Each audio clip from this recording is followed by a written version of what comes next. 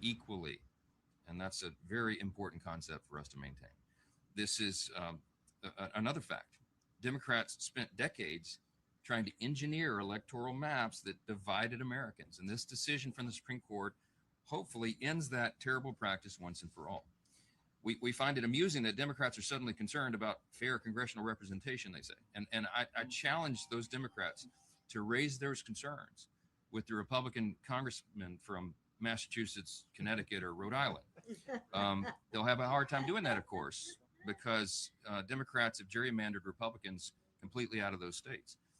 And in Virginia last week, the Virginia Supreme Court, of course, affirmed what Republicans believed from the very beginning. We fought hard to win that ballot initiative, and we invested there. But ultimately, we knew that it was a hastily drawn gerrymander that was unconstitutional. It was a power grab. Equally, and that's a very important concept for us to maintain. This is another fact.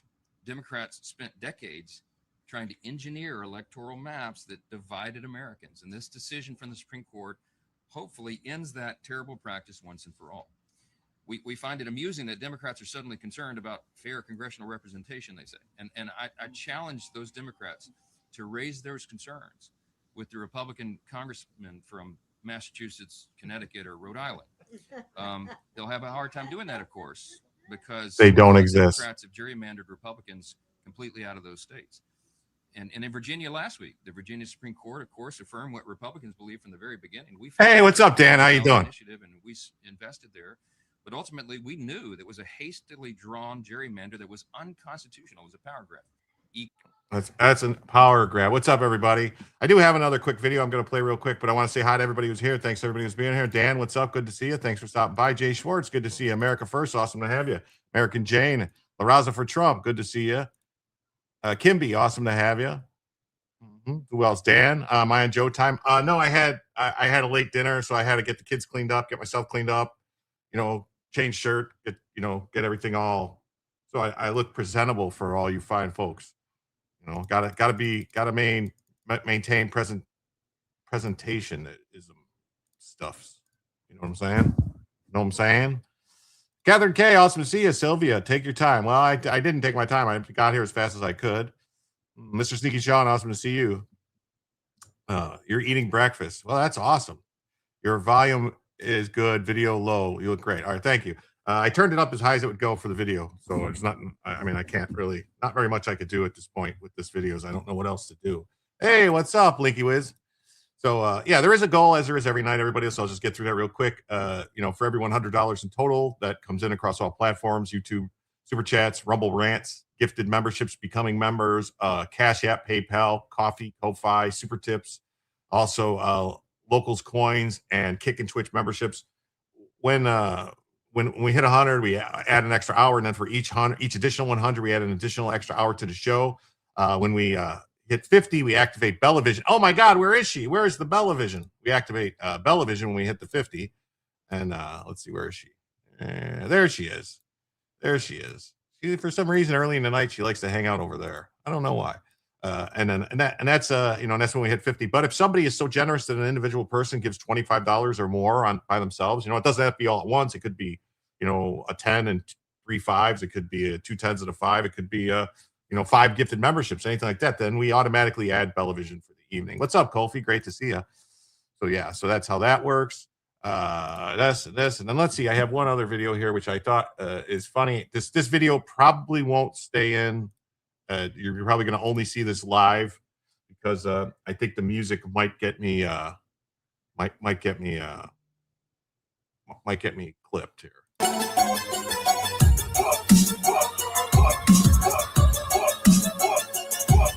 Now this is supposed to be Marco Rubio, but I'll just say the AI did a very crappy job creating Marco Rubio.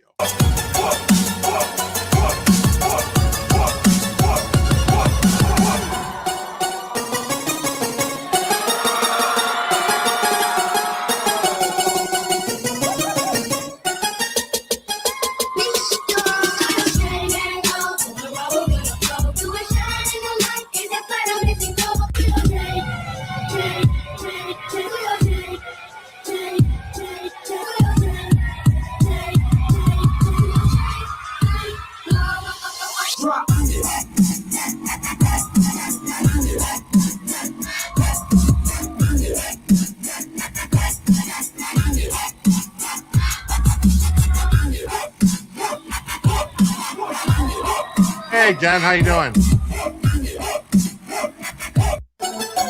Yeah, it looks like they shrank his body to about 75% of normal. They made him short, and the face is off. I thought they could do much better. I don't know why the face is so bad. What's up, Jennifer? B-Job Secure, how you doing? Awesome to see you. So what do you say, folks? We got some good news. I got a whole bunch of news stories. Why do they all wear the costume? I don't know. I don't know. I don't have an answer to that. They all do wear a costume, though. It's crazy. They all wear a costume. We got a whole helping of news stories. We got a whole heap of helping of news stories tonight. I actually have 23 different stories with, I don't know, 80 links, but I don't think we're going to get to all of them. But let's get into the first news story of the evening. What do you say? We'll start with a little video here. Huge crackdown on fraud. Really big things, Nick. So the first of all is we're going to be coordinating across the government in a way that's really never been done before to focus on anti-fraud. So let's say, for example, that Scott Bessent or somebody at the Secretary of Treasury's office sees a fraudulent payment made, but it's not at the Treasury Department, it's at the Center for Medicare and Medicaid. There's going to be coordination now so that when one person in the government sees fraud happening, they're actually telling everybody else so that we can get to the root of it and hopefully prosecute it. And that leads me to my second point, and maybe the most important is we've never before within the Department of Justice had a committed anti-fraud task force, a committed assistant attorney general who's focused on the fraud issue. What our new AAG focused on fraud has told me that right now we don't even prosecute fraud that's under $1.5 million, which means there's a lot of fraudsters who never get caught, who never get punished. We're changing that too. So there's people who are making $1.5 million committing fraud, and they used to not be prosecuted. When can we expect to see prosecutions take place, for instance, for example, like the Lears at the Leering Center? So we just got AAG, our new AAG, confirmed. He hasn't even been sworn in yet. I'll swear him in next week, actually. And look, I think the plan is we got to start doing prosecutions as quickly as possible. These cases take a little while to build. You've got to investigate. You've got to gather evidence. But now that we have that guy set up, now that we have Colin McDonald set up, I think in a matter of months, we should be seeing a significant ramp up in the number of prosecutions that we're seeing. Awesome. Thank you very much. Of course. Good to meet you, man. Thanks for all your hard work. Right. Thank you. Yeah, take care. Let's let the fraudsters leer their lesson the hard way. Yeah, so that you can't tell that's going to be. Let's see. It said we got a rant right away. We got 2 rants. Oh, there we go. Look at this. He says, Dan Clancy says, I'll start the kitty for the puppy. And then Linky Wiz says, for Bella for 5. Thank you so much, guys. That means right now we are $85 away from adding a first additional hour to the show and $35 away from Bellavision. Thank you so much, guys. Awesome.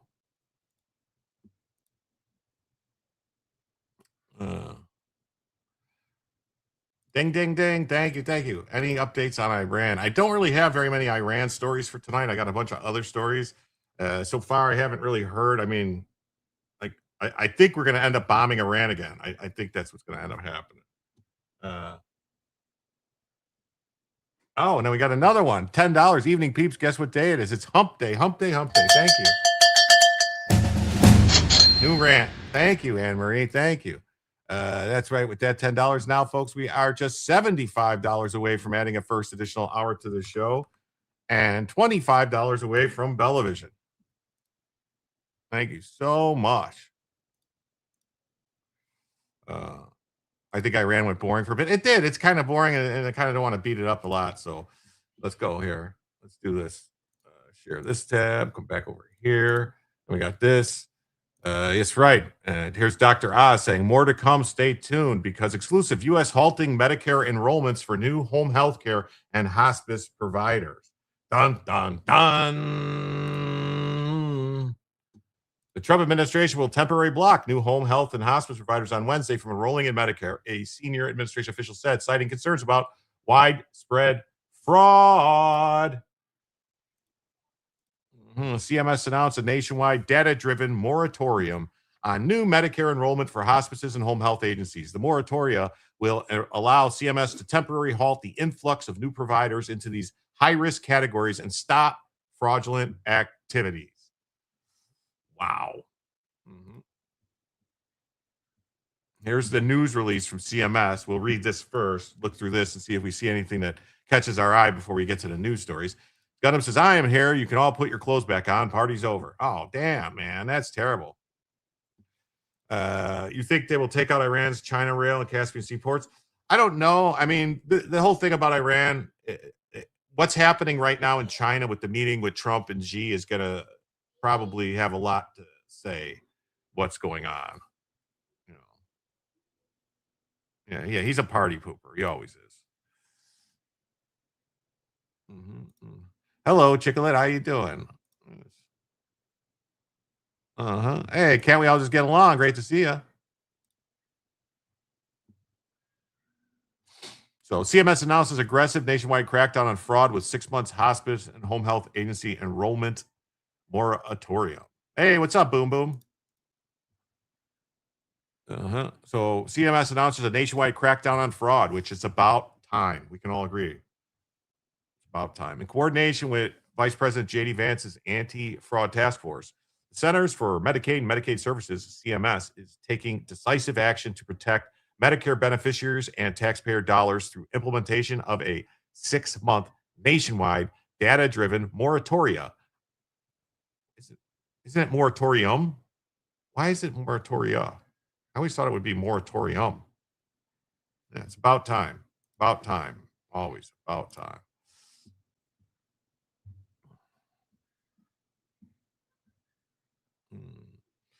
Jason Fisher says military operation will likely be taking out the weapons and hideouts along the Strait of Hormuz. I think they will probably take out just about everything that's east of the mountains. That's what I mean. That's my recommendation. What's he say? Phil says there is not a lot of oil infrastructure that's on the Caspian Sea except around Baku. Yeah, I mean they don't ship a lot of oil that way. They ship oil to China mainly and to other places. The moratorium will allow CMS to temporarily halt the influx of new providers into these high-risk categories. Hey, Steve, what's up? Great to see you tonight. Thanks for being here. Yeah, just remind everybody, if you haven't already, please hit the like button. If you haven't subscribed, please subscribe. There should be a raid coming through very shortly from Robert Gavea, and then it's going to get really crowded in here. So everybody got anything to say it now. I'm just kidding. It's going to be great. If they just arrest the fraudulent actors in LA County, that will fix a lot of fraud. Yes, it would. Door locked again? Okay.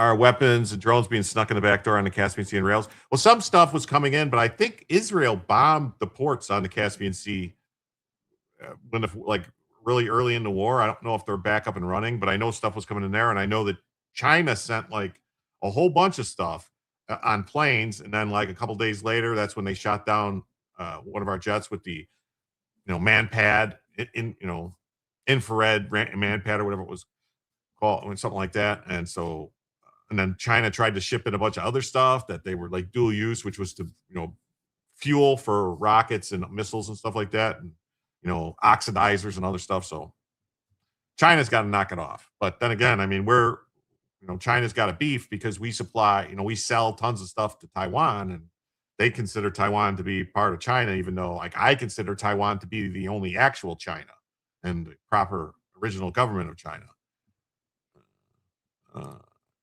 We need buses to transport all the fraudulent politicians connected to the Mexican cartel and Chinese spies in California. Well, that would be nice if we got to put them on the old Gray Goose.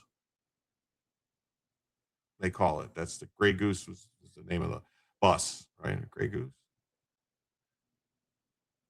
Just like a gray bus. Am I wrong? That's from a song. Can they stop payments while investigating even suspicious activity? I'm not sure about that. If they can stop the payments, I think if they flag it as fraud, they can stop it immediately. But they're just saying they're not letting anyone sign up. Hey, what's up, Finch? How you doing? Great to see you. Yeah, so they're going to halt the influx of new providers, a key source of fraudulent activity. Today's move continues the Trump administration's crackdown on waste, fraud, and abuse in the Medicare program, stopping improper billing and preventing bad actors from entering the system. Just say we give them free helicopter rides. Oh, that would work. The Greyhound bus. Yeah, but it's a Greyhound bus, but they call it like the instead of like the was it the Gray Goose or Gray Ghost, or I don't know. I mean, I could be wrong. I think maybe I'm confusing two things. I'm thinking of the vodka, name of the vodka stuck in my head, but yeah, Greyhound, but they have a specific bus color that like prison buses are like gray. So they call them anyway. Did you see China's welcome the delegation to the airport? Impressive, very respectful. Well, yeah. I mean, what are they supposed to do? We've seen systemic, deeply troubling fraud in hospice and home health space, with bad actors exploiting some of our most vulnerable Medicare patients and stealing money from American taxpayers. That's what Dr. Oz said. Today, we're shutting the door on the fraud. We're going to prevent bad actors from entering, and we're going to aggressively identify, investigate, and remove those already exploiting the system. It's about protecting the patients, restoring integrity, and safeguarding taxpayer dollars. Do I put any weight behind Thomas Massey's sexual allegations? Trust no one. It sounds very moratoria is the plural form of moratorium. Okay. All right. Okay. I learn something new every day. I would say Thomas Massey's sex allegations, to me, they sound like BS. But you know what? You know what they say? You play with fire, you're going to get burned. What's good for the goose is good for the gander. He was dropping all types of stuff and smearing people.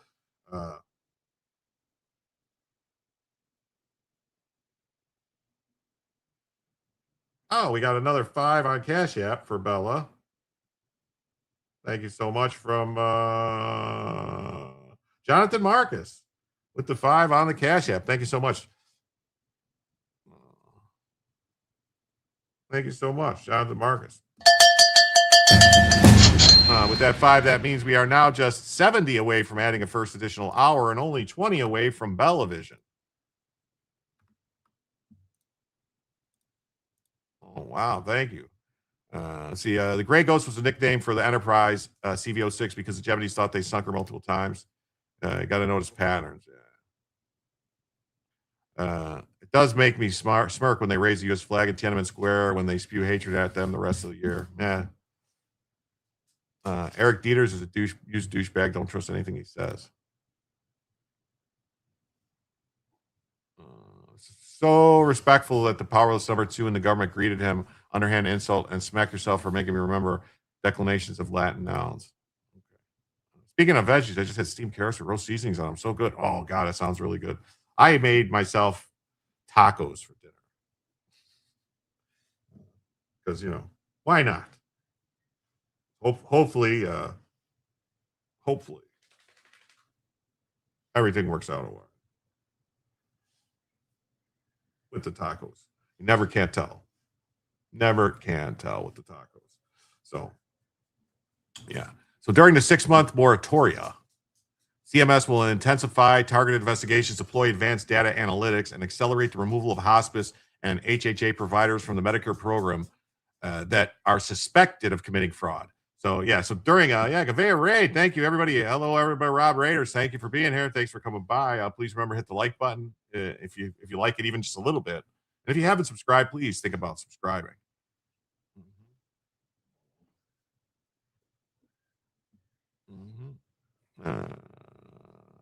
Hit the like, Mama Pillow. Thank you. Hey, Code Red, thank you for being here. Rob Raiden coming. It's awesome. Thank you so much. Glenn Croy, awesome to see you. Yup, gave up, press a button. Thank you so much. Hit like and subscribe. That's awesome. Thank you so much. The moratorium will apply to all applications for initial Medicare enrollment and certain changes in majority ownership. They're not talking about people applying for Medicare coverage. They're talking about people that are applying to be like a service provider, home health care, hospice, all this crap that they've been stealing all the money. So they're just like, whoa. We're going to dial that back a bit. And we're not going to, we're not going to let new people come in to steal money from us anymore. So the moratorium will not impact current enrollments, and existing providers can continue to deliver services to Medicare beneficiaries. Hey, Jay Marco, what's up? Great to see you. Carrots are good with a bit of char. I do like them. I like them when they're cooked in like a stew, and then they soak up the flavor of the stew, all this, the spices and the beef flavor and everything. Hey, Ken Krause, thanks for being here. Awesome to have you. Christine, what's up? I'll have to watch a replay. I'm not defending Massey, just telling the truth about Dieters. He's not a good person, not trustworthy, and he lists his law license. He lost his law license. I don't think the woman to me gave me, and I'm not, I hope this doesn't offend anybody. This is just me being 100% honest. I think Thomas Massey, like what he was 10 years ago, I thought he was great. Now I just think he just wants to, I don't know what he's up to. I really don't. It just seems like he votes no for anything that the Republicans want. But besides that, I think the lady who's reminded me of Blasey Ford. She was somewhere between Blasey Ford and E. Jean Carroll as far as believability.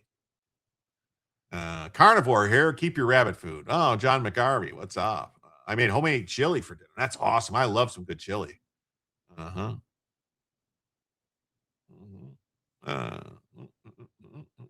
CMS's announcement today follows a declaration earlier this year of a similar moratorium to prevent fraudulent Medicare billing by certain durable medical equipment, prosthetics, orthotics, and supplies. Yeah, there's a ton of that fraud there too. Like that stuff is horrible, especially in Florida. There is so many of these companies, and they're constantly trying to rip you off and rip people off. They'll be calling your house, telling you like, "Oh yeah, I can get you this, and I can send it to you. Yeah, you get this for free. Don't worry about it. We'll send it to you." And then like I was shocked.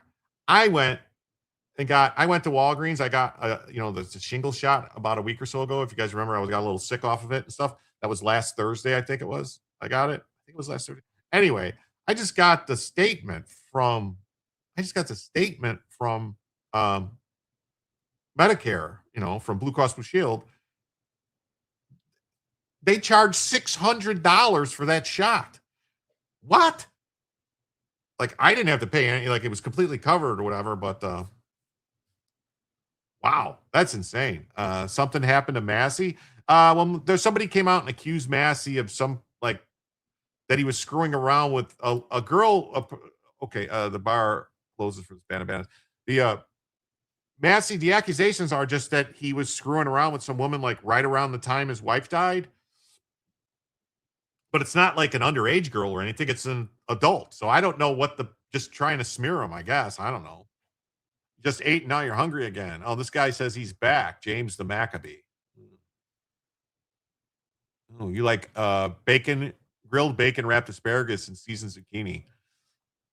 I really like vegetables on the grill. You get like they got a tray for charring your vegetables on the grill.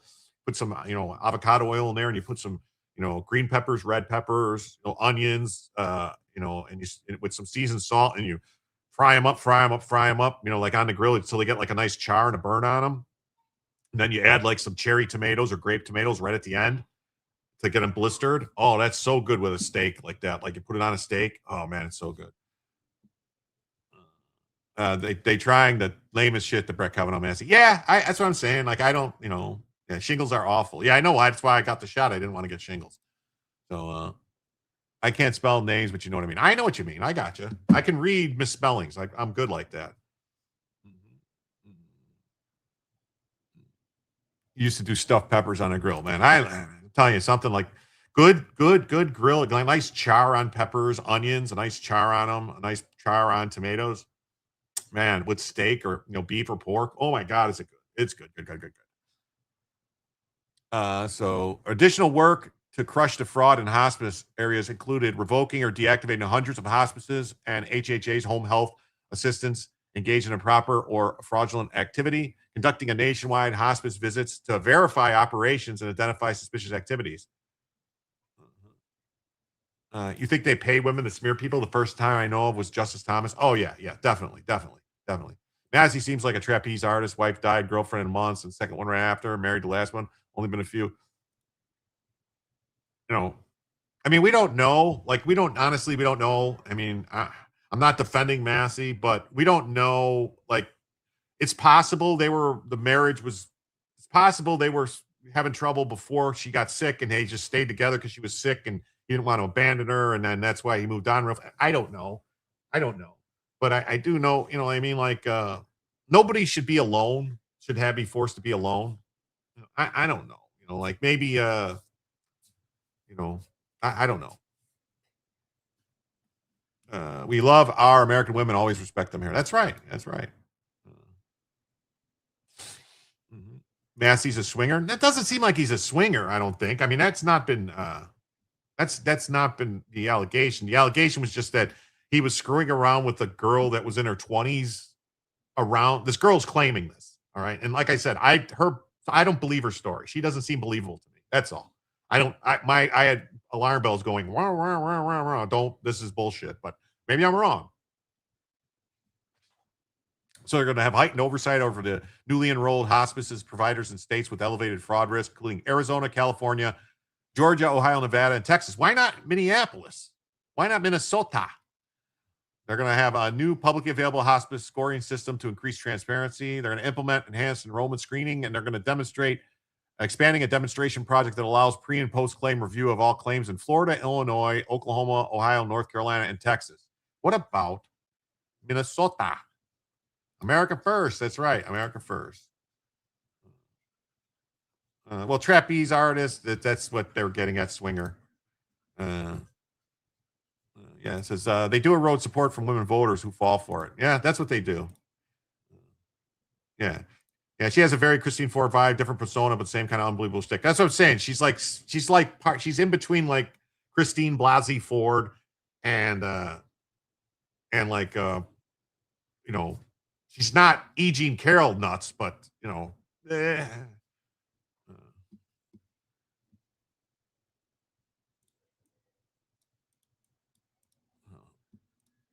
let's see. So Vance-led task force cuts $1.4 billion from home health hospice providers suspected of fraud.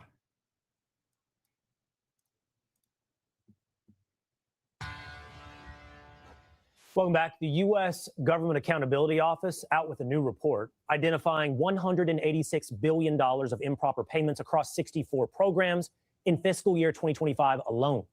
It's one reason why the federal government is ramping up its fraud crackdown. Yesterday, authorities raided more than 20 locations in Minnesota, including. I didn't find her credible, the woman, when she talked. She didn't seem credible to me. That's all. She just seemed like, what is the allegation? That you had a relationship with a guy who was a widower? And so that's what? She's not underage. It wasn't anything like that. She wasn't any like weird age thing. I mean, that was just, she had a relationship with a guy whose wife had died.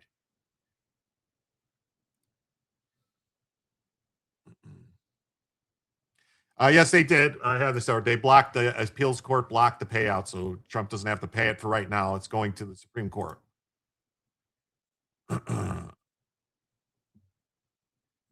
Oh, trapeze is swinging from one broad to another without stopping to hit the ground and reset. Oh, okay.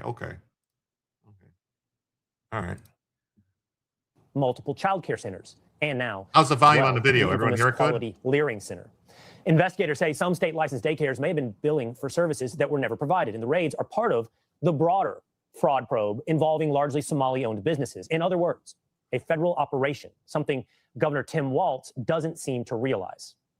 We've created additional checks and balances. We brought on more investigators, more auditors, Liar. more law enforcement Liar. agencies, as well as an Liar. outside firm to take a look at high-risk programs. Liar. People who have ripped us off are getting caught, and they are going to jail, just like today. I've said the buck stops with me. And as I know some of you will take that as an open invitation to play politics with every incident of fraud that takes place here in Minnesota, even though I have to tell you, as the statistics show, it's happening in red states more than here, but so be it. Oh, it is. Someone tell him? Well, I can leave that to the Vice President. Vice President J.D. Vance, who's heading up the crackdown, and here's more of my exclusive interview with the Vice President. As you know, Governor Tim Walz of Minnesota has claimed some credit for the fraud crackdown in Minnesota. Is there credit to be deserved for the governor? No, not at all, Will. This is like the arsonist trying to claim credit for the work of the fire department, because Tim Walz let this fraud happen under his watch. Whether he was the cow money comments, the cow money comments point to possible unreported income. No, what it is because he got a whole bunch of money. He got like $1 million of money that flowed into his account, but it all came from outside of Kentucky. Like, he is not getting money. The majority of his support comes from outside of Kentucky and has come from bundlers and people connected to AOC, Bernie Sanders, other people on the left. That's who's been funding Massey, because he's a useful idiot to them, basically. You ignore everything he utters. Oh, that's good. complicit in it directly himself or just turned a blind eye towards it. We really did not get much help at all from the governor's office. Where we did actually get some help was from some state, local law enforcement officers who we assigned to the federal task force because the state government wasn't doing anything. So all credit goes to people on the ground, the federal officers, the state officers who are working to uncover this fraud. The best part about this for me, Will, is you have, when the president empowered his entire government to go after this fraud issue, I had this question to the Department of Justice. These investigations take a long time. So I was asking myself, how quickly can we start getting into some real investigatory work, court-issued warrants, actually going door to door and finding out what's going on? People told me it would take at least 6 months. We've gone from Nick Shirley's video about the Minneapolis fraud schemes to active, judges issuing warrants for this investigation in a matter of 3 months. We've got 280 law enforcement officers working on this problem. We really have the most accelerated, aggressive anti-fraud operation that we've ever seen from the federal government. And again, it's because the President of the United States empowered his team to go after this. That's what we're doing. And this is just a very, very good next step. This is far from done, Will, but we're doing a lot of good work and we're making a lot of progress. Far from done. You mentioned complicity and you analogized the governor to an arsonist. Do you expect some type of accountability beyond political, some type of accountability for Attorney General Ellison or Governor Walz? Well, we have to follow the law where it leads. And what we know is that there were multiple Minnesota authorities who were turning a blind eye to this fraud. What we don't yet know is whether they knew it was going on as it was going on. But that's one of the things that we're looking at with these investigations. We're not going to, we're not going to let anybody who committed a crime off the hook. And in fact, if you're a senior officer, if you're the attorney general or the governor or any other elected official, we're going to look extra hard at what you knew and when you knew it. And how Start looking at actions were Keith to this Ellison. fraud scheme. But Keith Ellison needs to go to jail. Keith Ellison shut down investigations into these people who were stealing all the money and got a $10,000 or $15,000 donation a week after he shut down the investigation. He talked to him on the phone and said, "I'll take care of it." Like, they know this. They got the recordings. Like, he should be locked up. Hey, thanks, Derek from Frames and Rhythm. Thank you, Jim and Chad, for the raid last night. No problem, buddy. I'm sorry that you were ending so soon that you didn't get to take advantage of it. But thank you so much for the 5. Thank you so much. That means right now, folks, we are just $65 away from adding a first additional hour to the show and only $15 away from Bellavision. Well, thank you so much. Thank you so much. A long walk off a short pier. Well, that could happen, Tampon Tim sucks donkey balls. Yeah, well, I heard he likes to drink. I meant, who is as crazy as E. Jean Carroll? Oh no, the woman that made the accusations against Massey is not as crazy as E. Jean Carroll, but she's like slightly above, in my opinion, slightly above. Like, if you had it on a scale from Christine Blasey Ford to E. Jean Carroll, she's like closer to Christine Blasey Ford.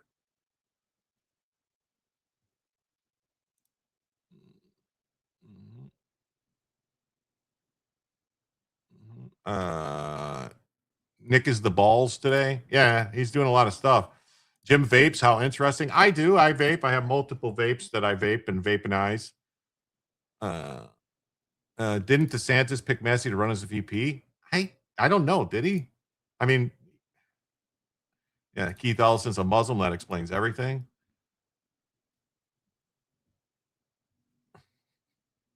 You're leaning towards Rubio. Why not take Venmo?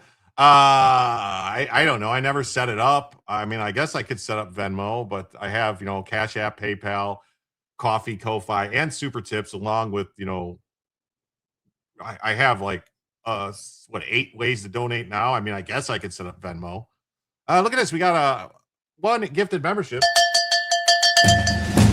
for Brian Ogden. Let's see who became a new member. It says that where are we at here? Can't we all just get along? Received a gifted membership from Brian Ogden. That means right now, folks, we are just $59 away from adding the first additional hour to the show. And it could be the first of many. It all depends on you, because the show could be as long as you want it to be. The show could be 2 hours, 3 hours, 4 hours, 5 hours, 6 hours, as long as you want it to be. For every 100 that comes in, we add an extra hour to the show. And we are only $9 away from activating Bellavision for the evening. Thank you so much. How much money was kicked back to Minnesota politicians? That's the biggest question. Well, like, Ilhan Omar, in my opinion, has major issues, because she did campaign events at the restaurant that did all the stealing, that stole the $250 million from the Feeding Our Future fraud.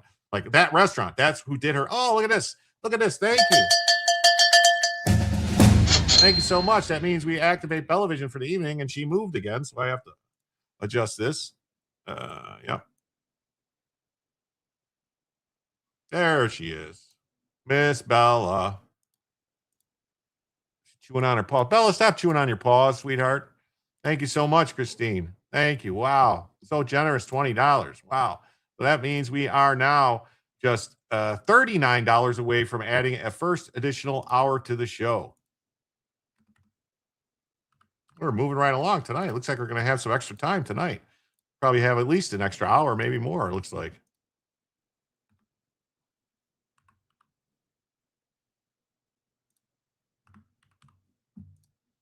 Thank you so much, everybody. Wow. Hey, Martine, great to see you. Thanks for being here. Going to take at least a decade to clean up the mess in America. It's going to take a long time. Yes, Bella is free. Well, she's been released. Bella, make your way to the poll, Bella. To the main stage. Why no charges for marrying her brother? Well, there should be. Those should be there too. Like, that definitely should be there. The charges for marrying her brother should definitely be there. Who is funding Massey's opponent? Why is funding Massey only receiving part of it because Israel's funding Massey's opponent? That's not true. Israel's not funding anything. You might be talking about AIPAC, which all the AIPAC money is actually American citizens. So, supposedly the lady turned down $50K from the Congress slush fund, but turned it down, still in court for the labor issue. The lady that's going after Massey? The largest traditional witchcraft coven in the world is in your channel now. Why we aren't ending you? We were told that you were a liar, as we said earlier. Want to chat first? We ended that channel. What are you talking about?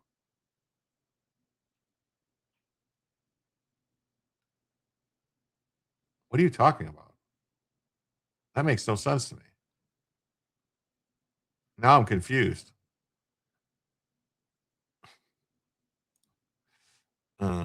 Why no Bella OnlyFans? No, she's not. Oh, look at this. We got another gifted membership from Brian Ogden.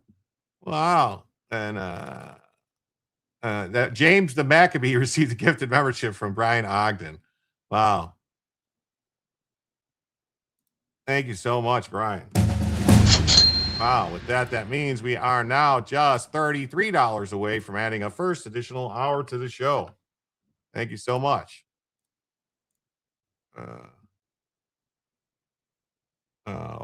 People lied about you, so we checked you out. We detected no lies. I always tell the truth, even when I lie. Just kidding. I try to be as honest. Try to be honest. I don't try to use deception. I just give out my opinions, and and the facts as best I can understand them. Which side do you want to be on that one? I don't know. I'm trying to think it.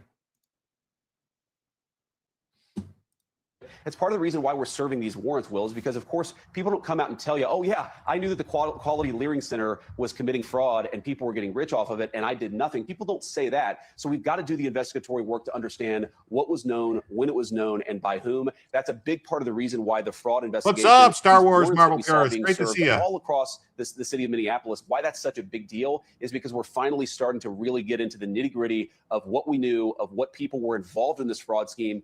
But regardless of whether there was criminal wrongdoing on behalf of the governor, of course, like I said, well, we're going to let the law make those determinations. We know that he turned a blind eye towards this. I mean, you have people, Will, who came into this country, many of them illegally, and 6 months later, they're driving Mercedes despite the fact that they don't have a job. That doesn't happen without some defrauding of the American taxpayer. The fact that they turned a blind eye towards it for so long is a scandal. We're also going to find out whether it was criminal. Hi, Ginger. Let's Thanks stay on for the note being of here. accountability for one more second. You mentioned the people that come into this country, sometimes illegally, sometimes legally, and then take advantage of our system here in the United States. We know, for example, as you mentioned with the Quality Leering Center, that much of this was located within the Somali community in Minneapolis.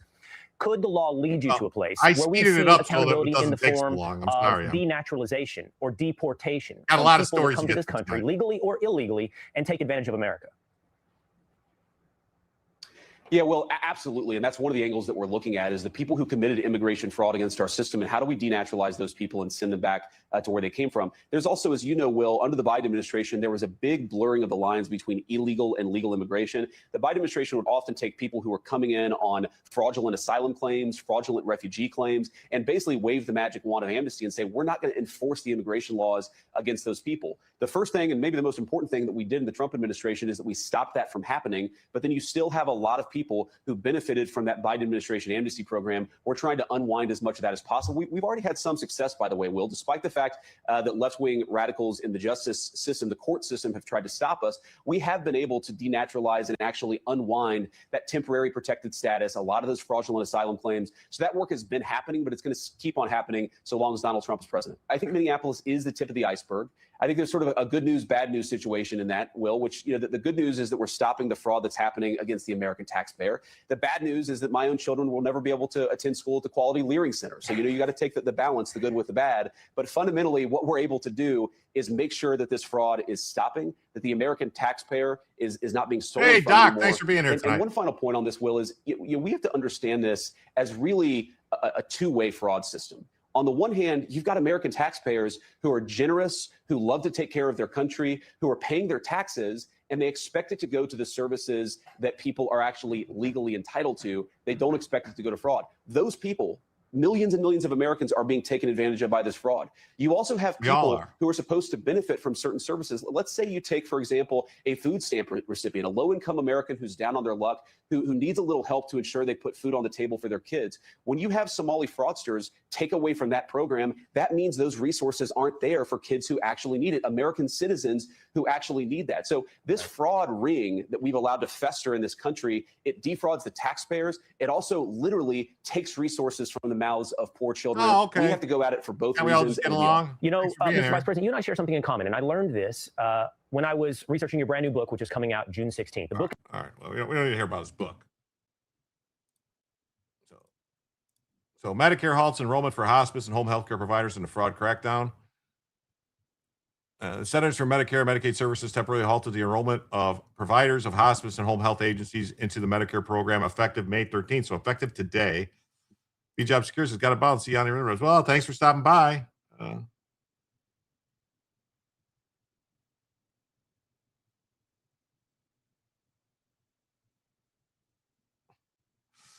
Smelly pirates without boats are robbing us blind. Yes, they are. Yes, they are. The smellies, Gary, are robbing us blind. So this action is part of a crackdown on fraud, waste, and abuse, meaning significant sources of fraudulent billing. We've seen systemic, deep troubling fraud in the hospice and home health space with bad actors exploiting some of our most vulnerable Medicare patients. The agency is going to use the 6-month moratorium to provide on provider enrollment to identify and remove more fraudulent people. For a patient to be enrolled in hospice care, Medicare requires a doctor's certification that the patient has 6 months or less to live. Fraudulent providers often enlist doctors to falsely certify that patients have less than 6 months to live. and then the people never die. So it's a problem.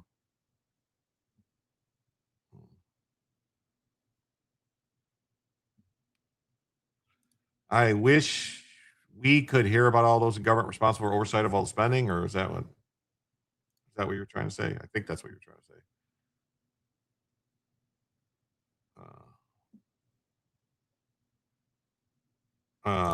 That additional long screw-on atomizer on your vape unit is, I have a medical card, yes. Operators may share that information with others so that patients may enroll. Doctors know there's a black market for allowing their license to be used to sign up people for hospice, but knowing that they're not going to. Yeah, so they say they're going to die, but they know they're not going to. 1/3 of all registered hospices in the country are located in the city of Los Angeles. The moratorium also applies to certain changes in majority ownership of hospices, which the agency stated are often used to hide identities of bad actors. The action does not prevent existing hospices or home health agencies from continuing to provide services to Medicare patients. Well, you do in Florida. So you do in Florida.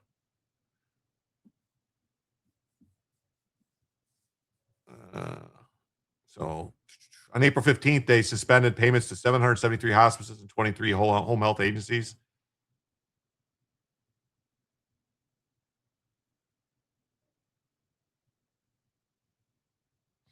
The action also halted about 70 million in suspected fraud payments. So, in conjunction with JD Vance's task force, the agency has heightened oversight of the hospice providers in Arizona, California, Georgia, Ohio, Nevada, and Texas, which it considers high-risk states. What about Minnesota? Why not Minnesota? Why is Minnesota not on this list?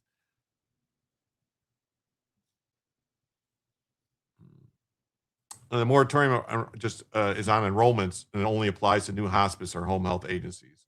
It's effective for 6 months, but may be extended in 6 months increments at the discretion of the Center for Medicaid and Medicare Services. So,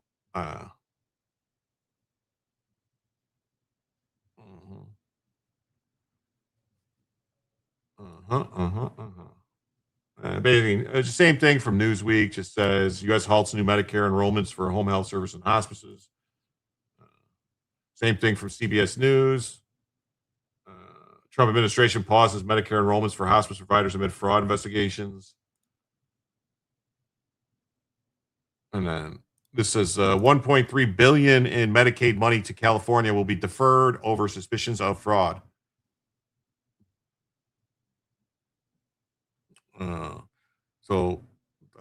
They announced new steps in the Trump administration's initiative to root out the fraud, including 1.3 billion deferral in Medicaid payments to California. How long are people going to pay into programs if they know the money doesn't go to a low-income kid who needs health care? Yeah, I mean, why are we paying if it's going to just going to fraud? Why are we doing this? And that money goes to a fraudster getting rich. So Republicans administration is also a 6-month freeze. Hey, what's up, SWA223? Great to see you. What's up? Kale should be illegal. Okay, I don't know. I like dandelions. You guys like dandelions? And collard greens. So Vance, a potential 2028 hopeful, has used a high-profile assignment from Trump to remind Americans with high costs that he's trying to claw back taxpayer dollars. He's promoted the task force's work during campaign stops for Republican candidates, expected to focus on the effort Thursday in Maine, which has closely watched primary races scheduled for June 9th. You like kale? Kale? I don't have any problem with kale. All right, so here we go. To story number 2. So what do we think? Do you think it's a good thing?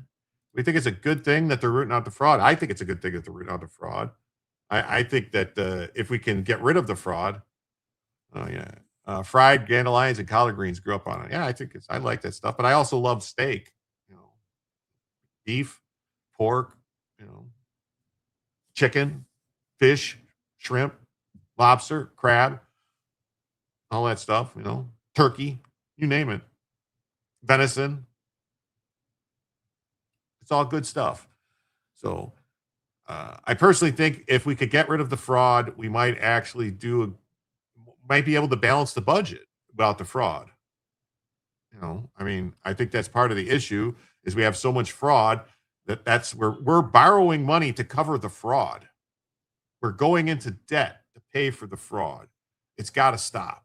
It really has to stop. We really need to get a handle on this. Like, if we don't stop the fraud, we won't have the money for the people who really need it. For the sick kids and the sick older people, the disabled people, the actual disabled people, we won't have the funds to take care of them if we're letting the fraudsters steal it. Yes. They say they are. I want to see concrete results, arrests, and convictions. I do too. If I don't see people wearing nice steel bracelets, shiny steel bracelets, zinc plated bracelets, then I don't think we're doing justice. Rosalind says, I've read dandelion is very good, but still can't bring myself up to eating it. Well, if you've ever had like a salad, like a fancy salad that has like you can see they have the leaves in there. They don't actually have the dandelions. It's the leaves themselves, not the actual dandelion.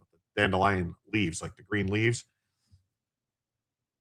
They're good, especially like a really good salad, like with like a raspberry vinaigrette dressing.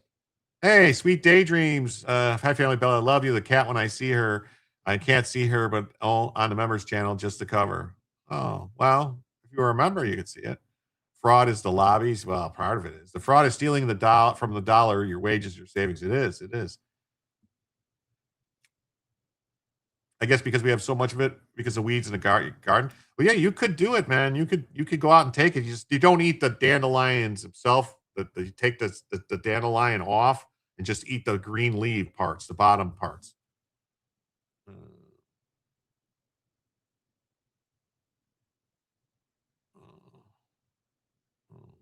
Okay, you might try it. The judge in Minnesota that threw out the Somali fraud conviction could use some handcuffs. Definitely. Hey, musically medicated. Thanks for being here. Awesome to see you. What is this that Doc put in the Rumbo chat? Let me see. What is that? The U.S. debt clock? Yeah.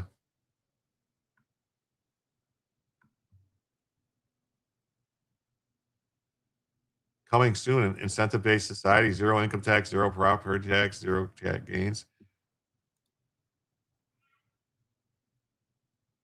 Wow, we are rapidly approaching 40 trillion. Rapidly approaching 40 trillion. You see this? 39 trillion, 239 billion. That's got to change, man. That has got to change. That's got to stop. We got to do something about it.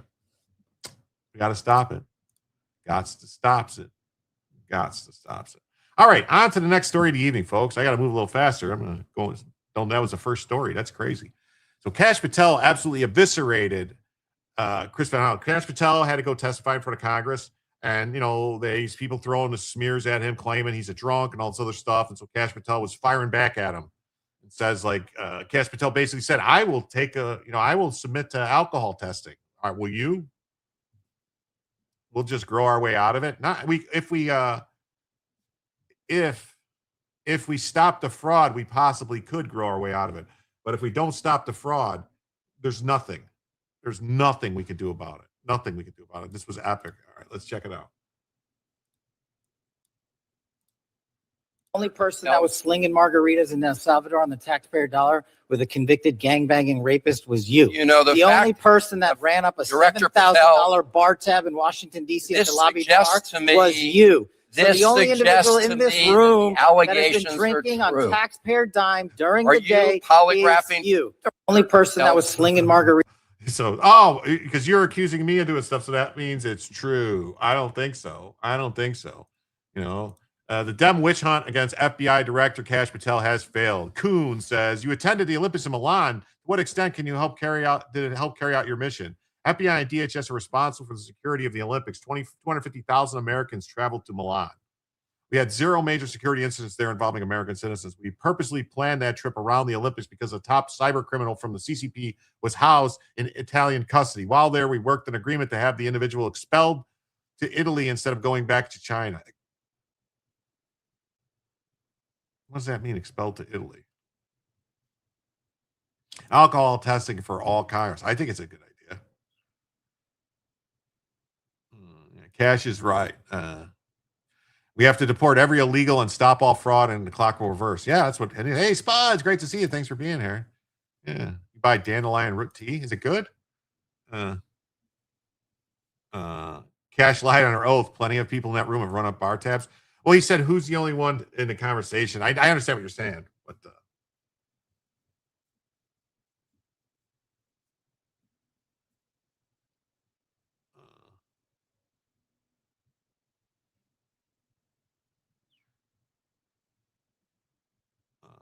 says, oh, the yellow flower dandelion is the part that's eaten, not the stem.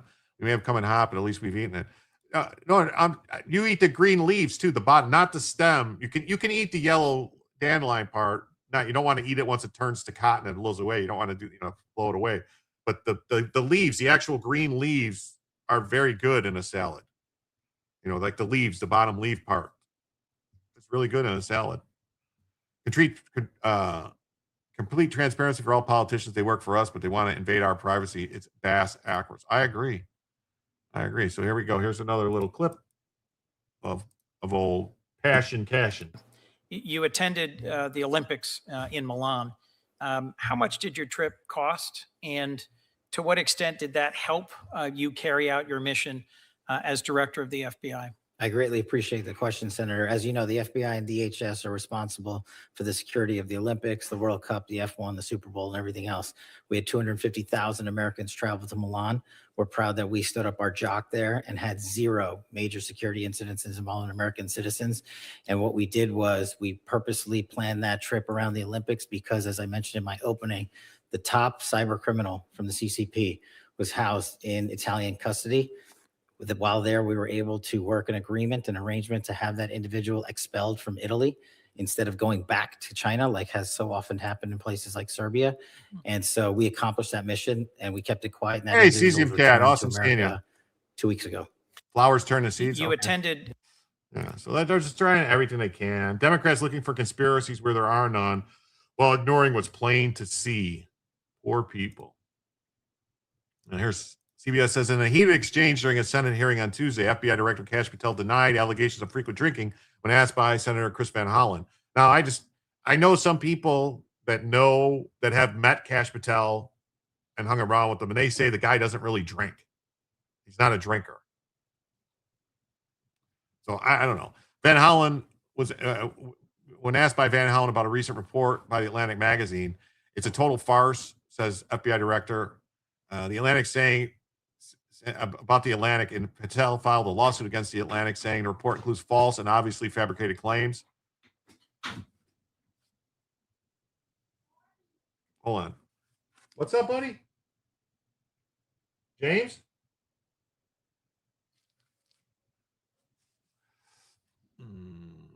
Hey, what's up, Casper? Thanks for being here. Make sure you hit the like button.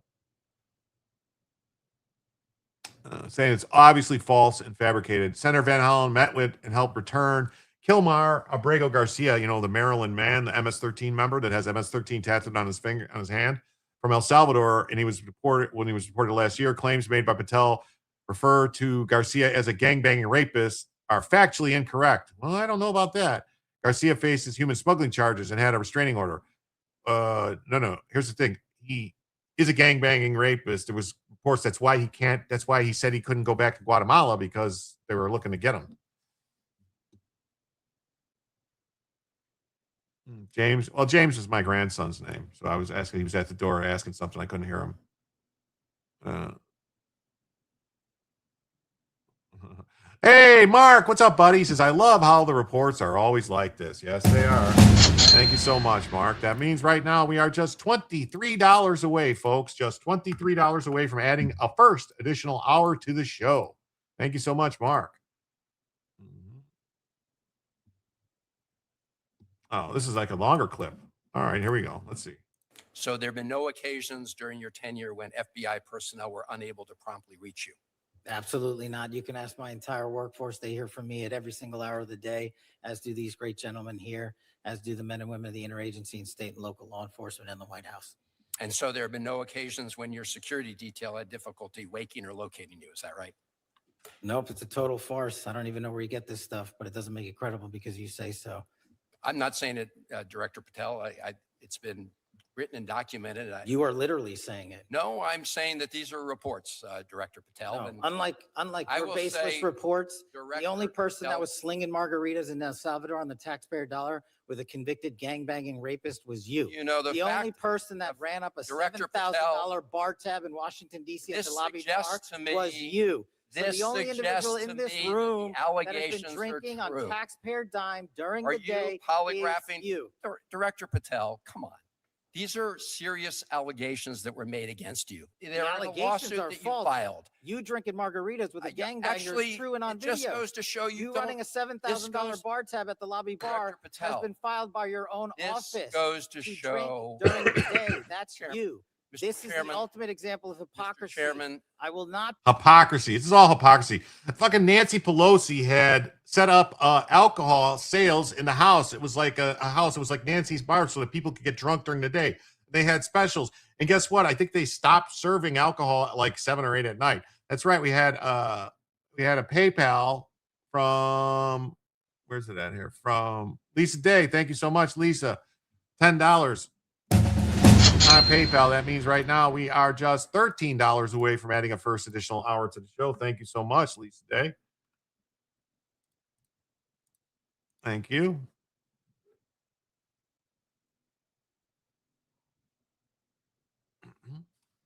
Thank you. And yeah, cash. And then it's a slush fund. Yeah, it is. $50,000 fridge in Nancy's house. Yeah, it was huge. Yeah, but she set up a thing to sell booze at the house, a liquor store basically to sell cocktails and drinks. Like, it's nuts. Yeah, people in glass houses should not throw stones. That bar is why they never show up. Yeah, that's why. Be tarnished by baseless allegations let me and ask the fraudulent question. statements from the media. the fact that you mentioned that indicates you don't know what you are talking about. Now, here, The Director only thing I Patel, know is you're the one drinking margaritas with felons. actually, that's a false statement. And I'm asking you about your statements. I've answered that. And I'm asking you about a particular report. And It's not a your report. testimony is, so let me ask you this. Are you willing to take the test that it's called the audit test that members of our active duty military and others take to determine whether they have a drinking problem? I'll take any test you're willing to take. I will take it, Director Patel. I'll take it. You ready to take it? Let's go. Yes or no? Let's go. Side I'll by take it. side. I'll take it. All right. Wow. Thank you so much. We also had we also had America First for $13. Thank you so much. Tactical assessment. Red Chinese victory. Impossible. America will never fall to communist invasion. Communism is the very definition of failure.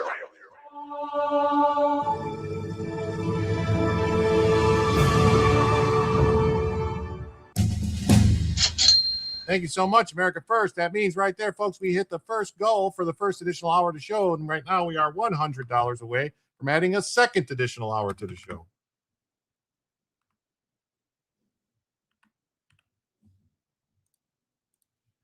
Thank you. And we had a gifted membership over on Rumble from SWA223, gifted one membership, and Gundam Zig became a gifted member on Rumble. So he has the Rumble rash that lasts, the Rumble clap that lasts 30 days. He got spanked with a dose of the Rumble clap. Yes, you did. So that means right now we are $95 away from adding a second additional hour to the show. Thank you all so much for your generosity. It is greatly appreciated. Seriously, 2 beers per month is the result. Yeah, it is. Yeah, Bella's awesome. Yeah, she's just chilling. Look at her. She's just relaxing. But thank you so much, SWA, for the gifted membership.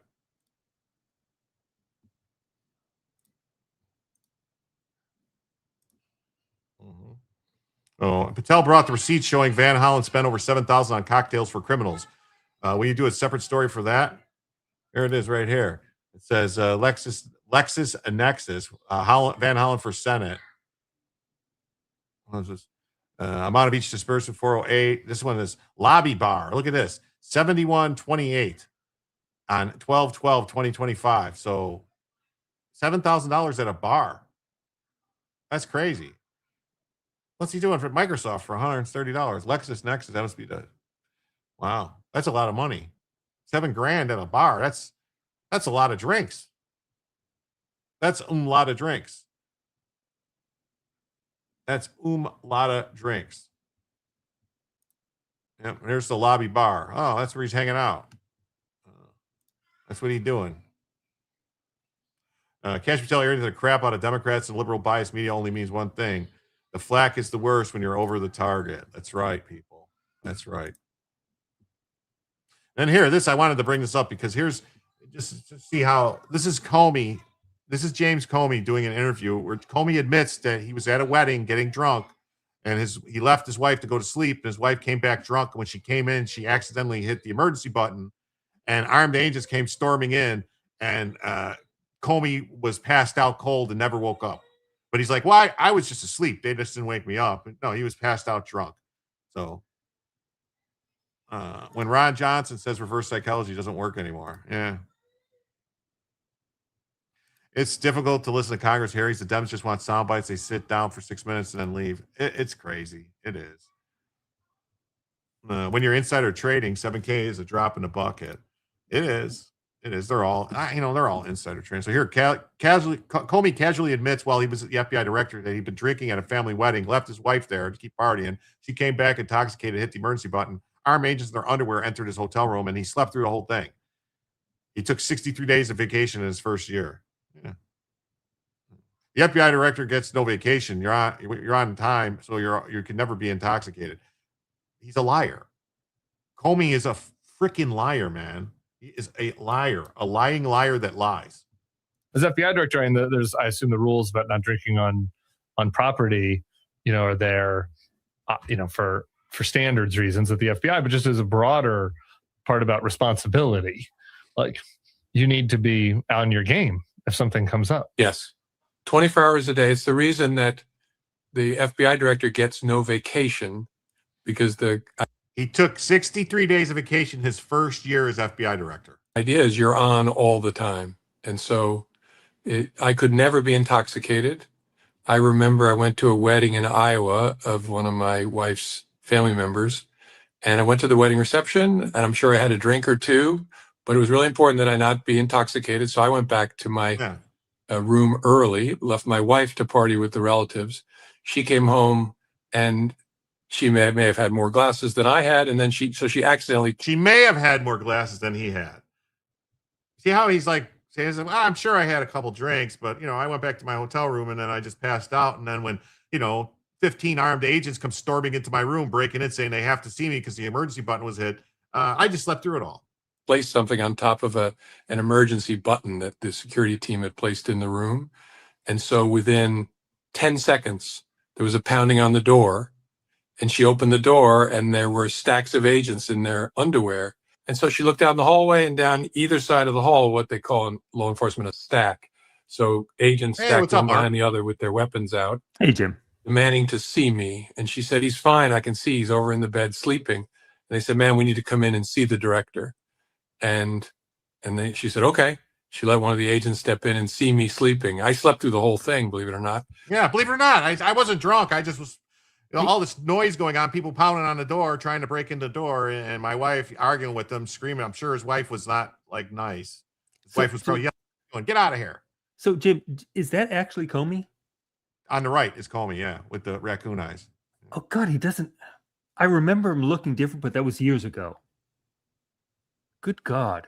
How did he get that? Is that sunglasses over, tanning lights or whatever? That actually looks like he was wearing those tanning glasses, the little ones that just go, because the only spot that he's got the raccoon eyes is just around his eyes.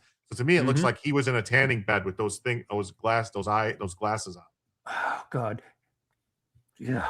Underwear, weapons out is code for some gross swinger orgy. It could be. In a just world, he would have seppuku'd himself by now. Oh, yes. That's one thing I will agree with the Japanese, man. When they screwed up, they knew how to take care of business and accept responsibility. All right. Maybe that was a bad joke. Maybe. So let's see. Let's see. Let him finish talking. And was not drunk. I slept through the whole thing. I was not drunk, So but I to slept my through the mind, whole when thing. I heard stories about it, whether they're true or not, I don't I've know. done that. Of the agents being unable to reach the director. When I heard stories about it, of the agents unable to reach the director. Oh. It reminded me of that story. They found it on the door and what needed to see the director. And of course, there I was, not intoxicated, but asleep. Yes, America only has room enough for one orange man, and he is rad. That's right. Yes, low watermark is here. Well, not low quarter mark. What are you trying to say? He's like the quartering? I have never pissed in that basement unless you understand what the definition of is. FBI director gets no vacation. FBI Director Chris Wray left a Senate oversight hearing early so he could leave for vacation. Oh, yeah, here. I think the last time that I got to visit with you was back in August 4th of this year. You were at the Senate Judiciary Committee. You remember that, I assume. We had to cut that hearing short.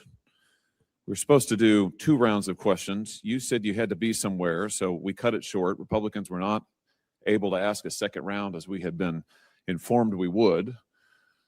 The press reported shortly thereafter that the reason that the hearing had to be cut short is because you were flying on a Gulfstream jet for a personal vacation in the Adirondacks. Please tell me that's not accurate. Senator, the hearing was not cut short from my experience. We had agreed beforehand on the time and length of it. And I was very surprised to find that anyone on the committee was surprised. As to how I fly, I am required, not only permitted, but required to fly on an FBI plane wherever I go. That's so you were going on vacation? I was, yes. You left an oversight hearing before the Senate Judiciary Committee required by statute so you could vacation with your family. But no, Comey said they don't get a vacation. Unbelievable. Comey just said they don't get a vacation. He said it, right? They just said it. Right here. Yeah. Pete Van Hal, Patel and Van Hollen trade barbs over slinging margarita in heated clash. Let's see here. Let's see what this guy says. Will Kane's been pretty good lately. All right, another story that's unfolding right now. FBI Director Kash Patel on Capitol Hill for a budget hearing. Democrats quick to jump on reports and rumors about his leadership at the agency, and this exchange just jumped out to us. Is it your testimony that those allegations are categorically false? Unequivocally, categorically false. So there have been no occasions during your tenure when FBI personnel were unable to promptly reach you? Absolutely not. You can ask my entire workforce. They hear from me at every single hour of the day, as do these great gentlemen here, as do the men and women of the interagency and state and local law enforcement and the White House. And so there have been no occasions when your security detail had difficulty waking or locating you. Is that right? Nope, it's a total farce. I don't even know where you get this stuff, but it doesn't make it credible because you say so. I'm not saying it, Director Patel. I'm not saying it. I'm just saying it. Written and documented. You are literally saying it. No, I'm saying that these are reports, Director Patel. No, and unlike your baseless reports, the only person that was slinging margaritas in El Salvador on the taxpayer dollar with a convicted gangbanging rapist was you. You know, the only person that ran up a $7,000 bar tab in Washington, D.C. at the lobby bar was you. I know we've heard this already, but allegations drinking on taxpayer dime during the day. It's still worthwhile. I like it. Yeah. Well, there are receipts. That's right. Hit that like this button. iconic image of Senator Van Hollen visiting, quote, Maryland dad, Kilmar Abrego Garcia in El Salvador. Yeah, that's right. I mean, I don't know why they try to deny it. So they clashed in a heated Senate hearing, trading personal accusations over allegations of misconduct and past overseas trip. He drank a beer with the hockey team. Oh my God. He should be terrible. He should be, flogged. Yeah, Cash bodied that guy. Yes, he did, Damon G. 7-Eleven Slurpees are shitholes. What? Yeah. Well, I don't know. I like ices myself better than Slurpees. What about you? Jim, you never get brain freeze? Never? Sometimes. But I'm a big fan, now that McDonald's has frozen Cokes and so does Burger King. I prefer the McDonald's frozen Cokes to the Burger King ones because they have their stronger Coke. They're a little bit, because McDonald's has a more syrup. Syrup, right? So it's a better I love the syrup. They're really, McDonald's frozen Cokes are really good, man. But, you know. And Jim remembers back to the old days where Coke meant something different, I think. Well, maybe. You know, I don't. It could be Pepsi. I don't know. It could be. So, yeah, the heated exchange was about the allegations in the Atlantic, which, what's the Atlantic owned by the best friend of Ghislaine Maxwell, who used to be married to Steve Jobs? Oh, yeah, that's right. It is. I thought her name was Ghislaine. Yeah, Ghislaine. I'm sorry. Yeah, he did. Nick kept saying that. Did he shotgun the beer? Is that what he did, or slam it? I don't know. Yes, you like strong Coke also. Well, you know, everybody likes their Coke to be strong. You know, you don't want weak Coke. That would be bad. Kmart comes to mind. Well, Kmart used to have the icy machines. Yeah, they did. Just don't sniff the McDonald's. No, you will definitely get a brain freeze if you sniff the frozen Coke. Yeah, no one likes weak Coke. No, why would you want weak, watered down Coke? Ugh. You don't know what they're cutting it with. So the Van Hollen pointed to allegations of erratic behavior, which are all lies. When your private actions make it impossible to perform your duties, we have a big problem. What private actions have made it impossible? That's the thing. They're like, it's just ridiculous. So the only person who was slinging margaritas was you. You fact checked it. We saw that. The $7,000 bar tab. The fact that you mentioned it indicates you don't know what you're talking about. What about the bar tab? Because there's a paper. So exchange stems from the visit to El Salvador, where he met with deported illegal alien, not migrant, deported MS-13 gang member, Abrego Garcia, who's been sent to the country's high security CCOT over his alleged, he has MS-13 tattooed on his frickin' fingers, man. Come on. His attorneys denied a gang affiliation. Bullshit. So it showed the two seated at a table, resurfaced through criticism from El Salvador President Nayib Bukele. Van Hollen has previously dismissed the image as a staged hoax by the Salvadoran government. We could have just took the cups away. If he should have, as soon as they put the glasses down, he should have said, no, we don't want these. Get them out of here. Patel has filed a $250 million defamation suit against the Atlantic. So, cocaine sharks are delicious. Trump's doing God's work. Yes, you don't want that cut with the Fenty. No, that can get you. It'll get you. Yeah, putting something in a newspaper report is a documented report. Bullshit woodsmithing. Yeah, well, that's what they do. Yeah, that's what they do. That's what they did. It's like Nancy Pelosi said it. It's called the wrap-up smear. You have them print it, and then you go, here it is, right here. You can wrap it up. The truth is there. The truth is right there. You say it often enough. That truth. This looks important. Here we got this Tasty Con says, "Hey, buddy, I help kick streamers gobbing followers, views and subs. Fast meetup goal. Hit me on disc." I assume you know what that means, Jim. Yeah. It means he does not speak English as a first language. Oh, yes, clearly. Who knew that seasoning with Coke was so amazing? Well, actually, you know what? There is a great recipe I could tell you that you use with Coca-Cola. Yes, exactly. You could make an awesome barbecue beef in a crock pot. You get like a eye around or any type of like a beef that you can shred. And you cook it in you take a can of Coca-Cola and a bottle of Heinz chili sauce. Just pour it in there and just cook that. And for like 12 hours or something. Yeah, quite a long time. But then it falls apart and you have a nice barbecue beef. Yeah. It tastes like barbecue beef, surprisingly. The Hunt's chili sauce or Heinz chili sauce. It's like a small bottle that they sell. Like it looks like an old ketchup bottle. Like, remember the old ketchup bottles that were so small that you had to bang on the bottom? But that one had the bigger cap on top because ketchup was usually smaller. So yeah, it's good stuff though. Good stuff. Great recipe. So I think we had enough of this. We're gonna go to the next story here. I already switched it. Yeah. So Kash Patel shreds Democrat fire exchange.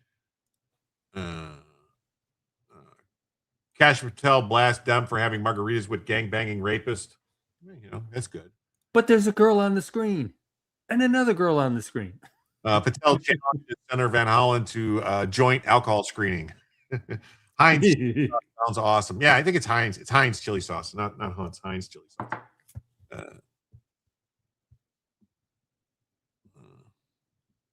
So yeah, that's good. Here he is testifying, but we're not going to watch the testimony. Okay, now we got good news. This is such good news. They're reporting this like this is bad news, but folks, this is really good news.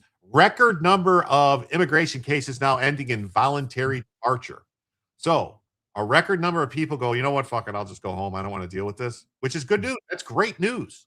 Really, Jim? I never thought I'd see a story with that title. Yeah. I mean, but they're like, oh, this is a bad, like, they're going to say like it's bad.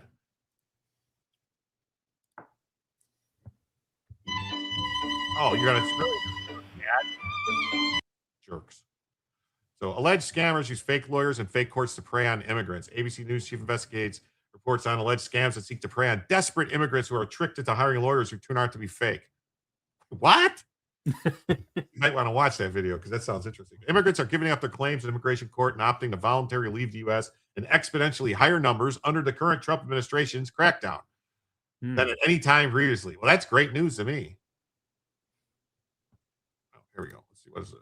Immigration enforcement operations by the Trump administration have given rise to a new slew of alleged scams that seek to prey on desperate immigrants, tricking them into hiring lawyers who turn out to be fake and even go online for fake hearings. Authorities say the only real part is the money the victims are losing.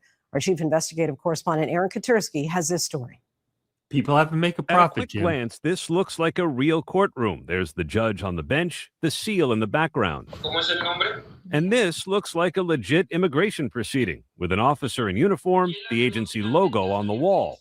But authorities and lawyers say this is all fake, part of a trend of sophisticated scams to take advantage of vulnerable people desperate for help. Jim, that looks people like real. Edith, a young mother That looks of one-year-old Justin. This is one of the few happy moments for Edith and her son, who lost everything to a scammer. No tengo un carro, ¿cómo moverme? The 20-year-old mother sold her car and emptied her savings to pay someone she thought was a lawyer who could help her husband, Demas. Yo me siento demasiado triste porque no está ya casi 2 meses. No, Demas, who is undocumented. I feel a little bad for them, but not so much because they've been scamming us for years. So, and the people that are scamming them are probably other illegals or cartels or some other criminal organization.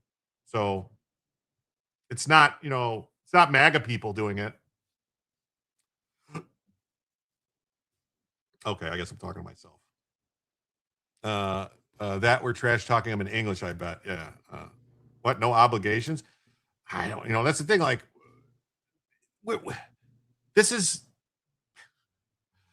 they get scammed coming into the country they're paying coyotes, what, thousands, 20,000, 30,000, owing them money, doing all this other stuff.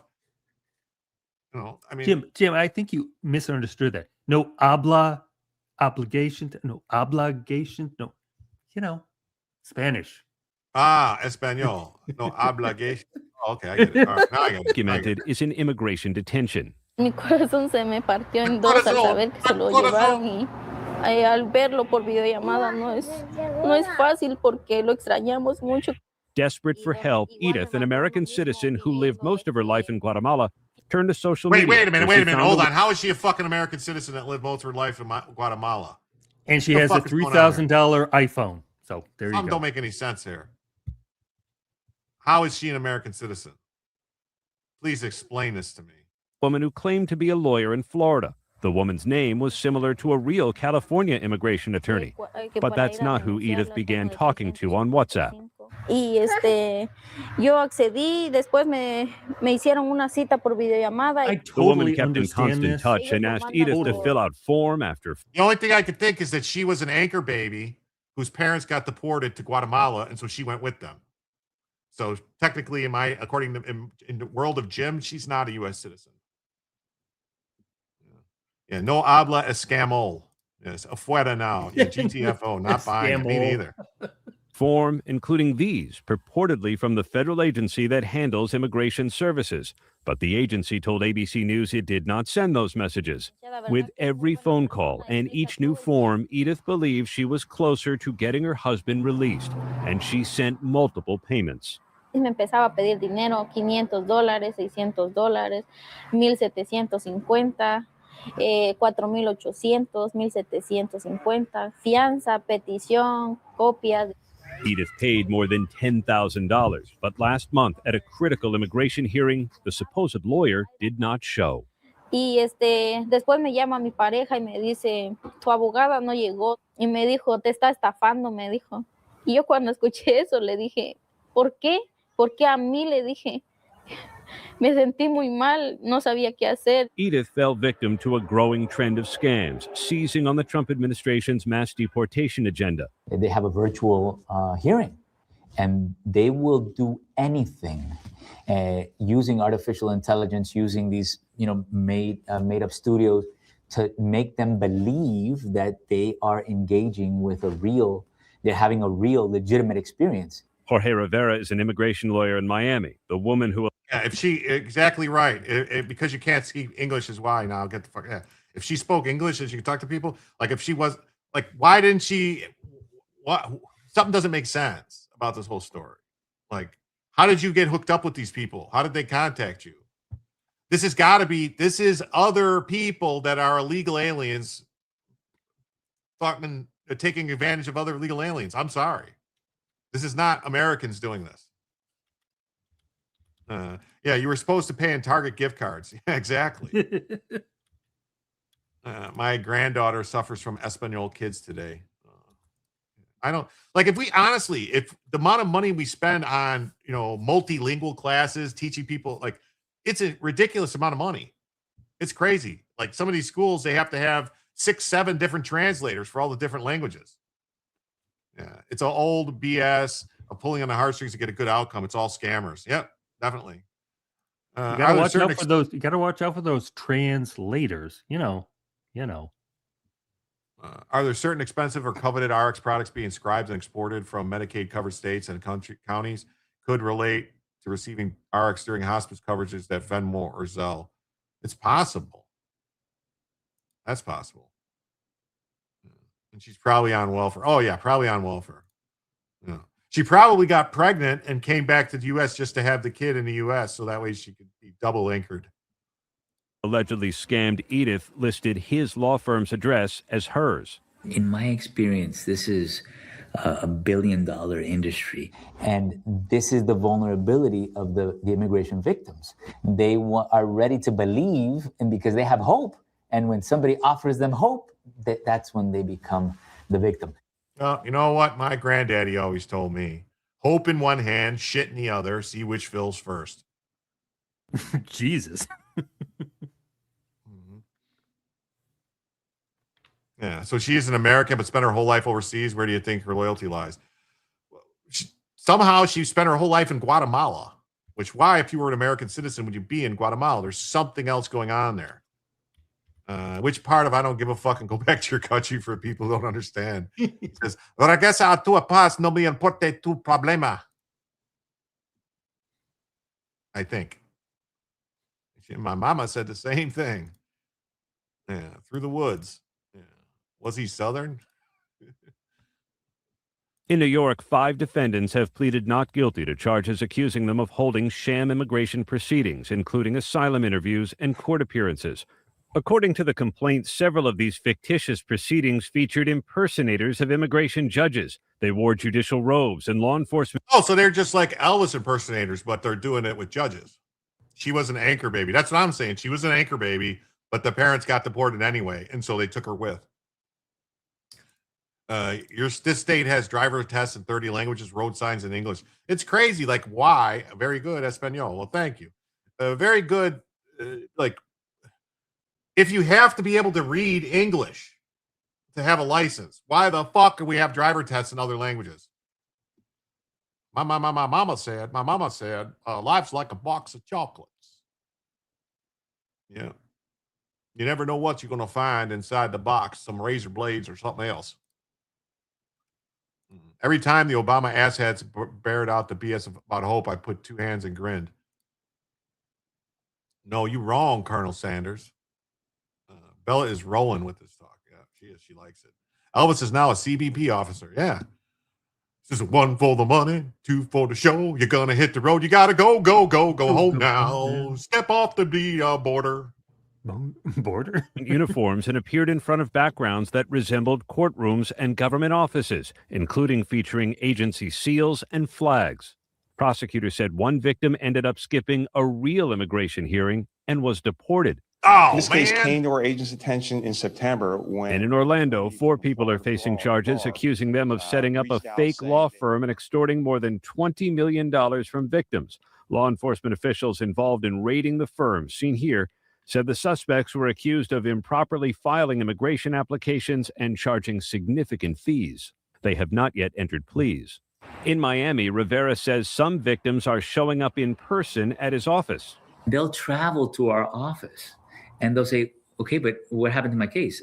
I mean, we paid for the case. And they thought that they were dealing with us. It's been very challenging and damaging to our reputation and to the reputation of other attorneys, because if they impersonate you, then people think that you defrauded them when you have nothing to do with what's going on. Rivera says the Trump administration's immigration policies are creating a perfect storm for scammers. Oh, with the current administration. So the current administration, by actually enforcing the law and holding people to account, it's creating a perfect storm for what? Wow, this is Doors have closed. Undoubtedly, it's more difficult to be able to resolve your immigration status. In a statement to ABC News, the Department of Homeland Security said scammers are pretending to be federal immigration officials to trick people into giving them money. The agency said officials will never call out of the blue, demand money, or accept payments using gift cards or cryptocurrency. The scammers are also cashing in on the good name of those who want to help, like Catholic Charities. Well, let's be honest. Catholic Charities doesn't have a good name where I come from. They've been responsible for a lot of this mass immigration, and let's not forget all the things that happened over the past, 60 years. You mean diddling? Diddling. When did you first start hearing about scams associated with the kind of help you're providing? Well, it was about It's really the been time over the that I past shaved my year or head so because of that we bald. started hearing reports of people claiming to be Catholic Charities and other organizations. Well, I think that it's been a long time that there's been these charities claiming to be Catholic. Yeah, is what's been going on. Yeah. So since they've been defrauding everyone, claiming to be Catholics while they've been secretly operating as communists trying to destroy America, I think it's easy for them to be, people to get confused by what they're doing. And like Glenn Croy says so eloquently, oh, so you're illegal and stupid? Well, bye-bye. Organizations that provide legal services to immigrants and refugees, and using social media to fraudulently offer services, express urgency, ask for money. And they're trading on your good name. Is it good? In some cases, right? Probably not. They're posing as, at times, Catholic Charities agencies, Catholic Charities USA.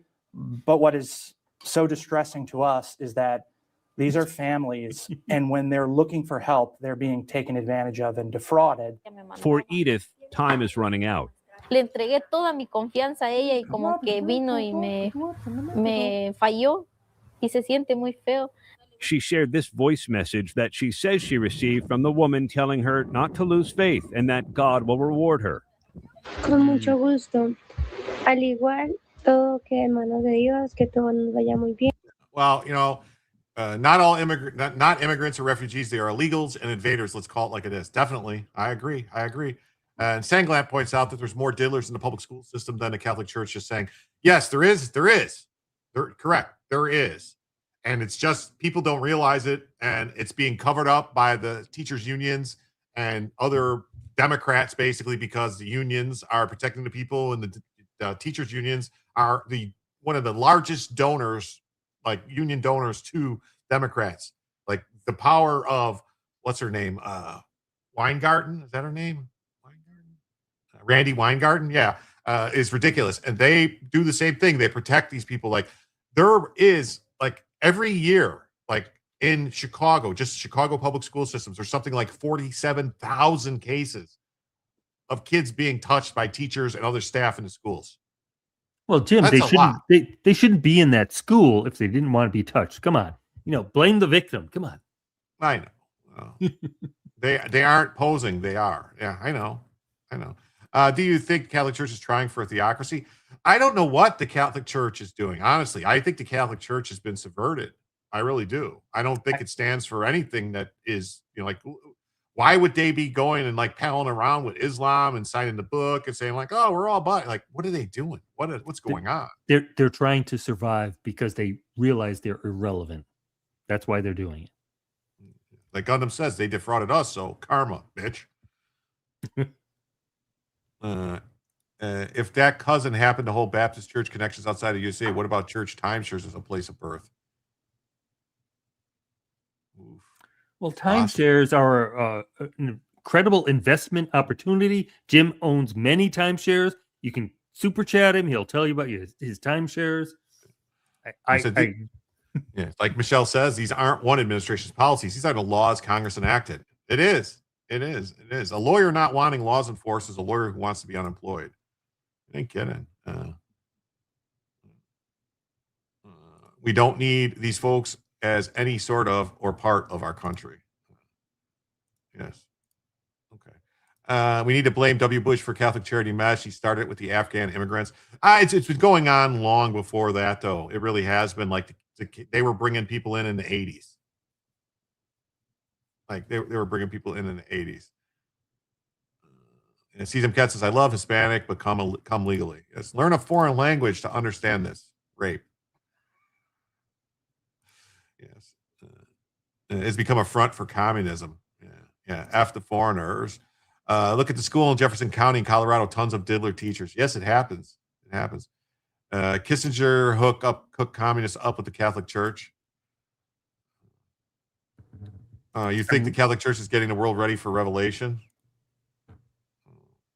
Teachers pray today. Yes, they do. Not P-R-A-Y, P-R-E-Y. They pray on their kids. PDF files look for jobs in their children, hence teachers, Disney, etc. Yeah, Disney's really bad too. Gundam says the Roman Catholic Church is compromised. The Vatican is now a mosque. Should have reconciled and reunited with the Eastern Church when they had the chance. Yes. Yeah, not for God, but for children. Yeah. They pray on children, not to God. Yes. Marx was the second coming. So, all right, we're almost done with this. But her faith is slipping. Last week, an immigration judge ordered her husband deported. Edith went to police, hoping others will avoid putting trust in the wrong people. Ojalá y la puedan encontrar o investigar dónde está para que ya no siga haciendo lo mismo otras personas. We tried to get in contact with the woman who allegedly took advantage of Edith. You're going to try and message this woman. That's right. So I have a message ready. It says, hi, good afternoon. I am reaching out to consult you about your legal services. Well, here's the first problem is she's not doing it in Spanish. So the person's going to know that this person is either mentally defective or it's a trap. Because the only people that would be reaching out to her would be reaching out in Spanish. Or, right? No one's saying Catholics are bad, Joe. I'm not talking about Catholics. I'm talking about the church itself, like the hierarchy of the church. That's all. The people are great, but they need to.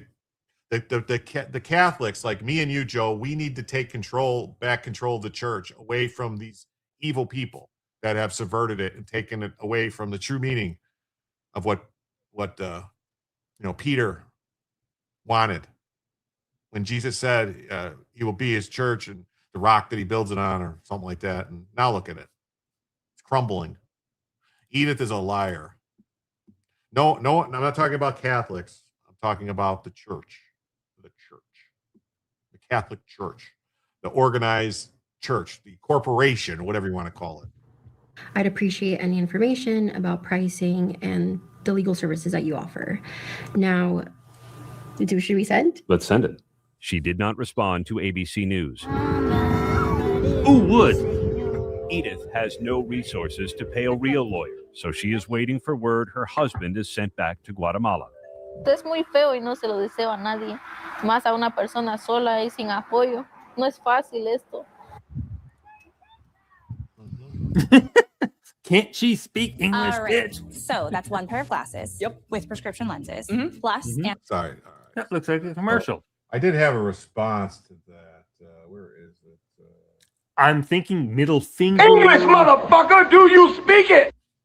That is the middle finger I was thinking about. Yeah. So Here we go. So 80,000 illegal aliens gave up immigration cases and left the U.S. in 2026 so far. Just 80,000? I was hoping that would be I'd hope it'd be a lot more. I know it would be a lot more. She can stay forever while she waits for some reason. I'd say I'd run for Pope, and you'd say you weren't sure about it. I would be a great Pope. Oh, no, I'd vote for you if I could get into the conclave. You know, I mean, I'd make a lot of white smoke for you. How's that? Don't puppet with a stick. Okay. Yeah. Don't do it. You don't get cases, you get deported. That's right. I would vote for you, Joe. Yeah, I would be in the conclave. I would wrestle them and get them all in there. I'd trick them. I'd wear an altar boy suit, and they would all follow me into the back room.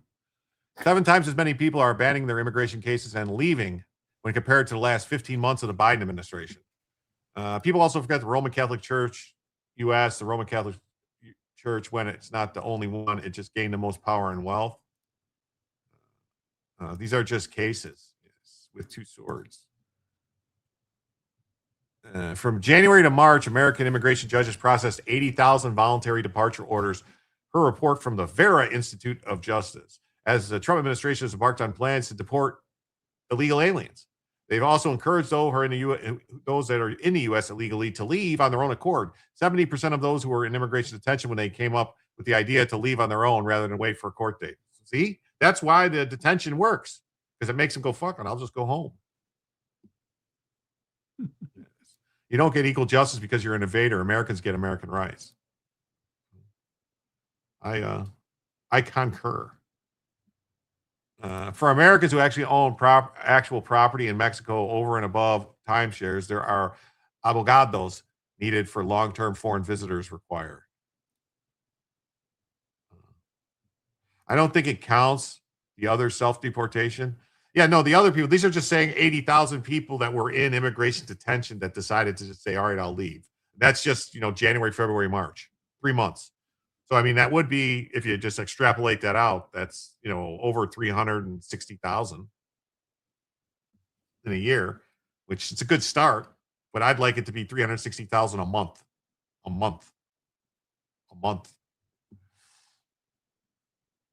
When illegal aliens leave on their own, they are still permitted to return to the U.S. as tourists or to seek legal immigration down the road. That's not the case for those who exit the borders with a deportation order. 7 times as many people are abandoning their immigration cases and leaving when compared to the last 15 months of the Biden administration. Favorite question when you got about a deportation plan in Spanish: why are you doing this to us? You're Latino too. I always answered, you have laws in your country and we have ours. Oh, that's awesome. That's awesome. Not only fast enough and a moratorium on immigration until all illegals are out. And if you can't support yourself, you can't immigrate. Definitely. Good point. It is. During that time, only 11,400 people took the option to depart on their own accord. Department of Justice issued a document on how to apply for voluntary departure. Voluntary departure. You want to go? There's the door. Don't let the door hit you on the way out. Americans can't own material properties in Mexico. You can lease some. I thought the rules were like only certain properties you could own. Like you can't own like beachfront properties or something like that.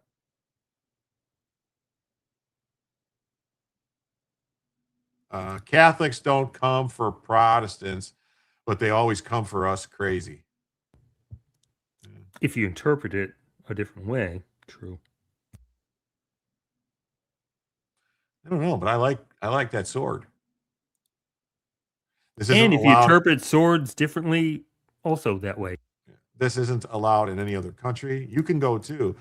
My wife is Catholic, and I swear 70% of priests are at our church are gay. It's really obvious and disturbing. I tell the truth. Well, I appreciate that. I didn't say. I thought there was some different like different rules though. Like there was some property you can own, but it wasn't. You can't own like property you'd want to own. If you get my drift, like. You can't own like beachfront property or something like that. Or people, But that might have been only a limited time when they changed that. So they're on the down low.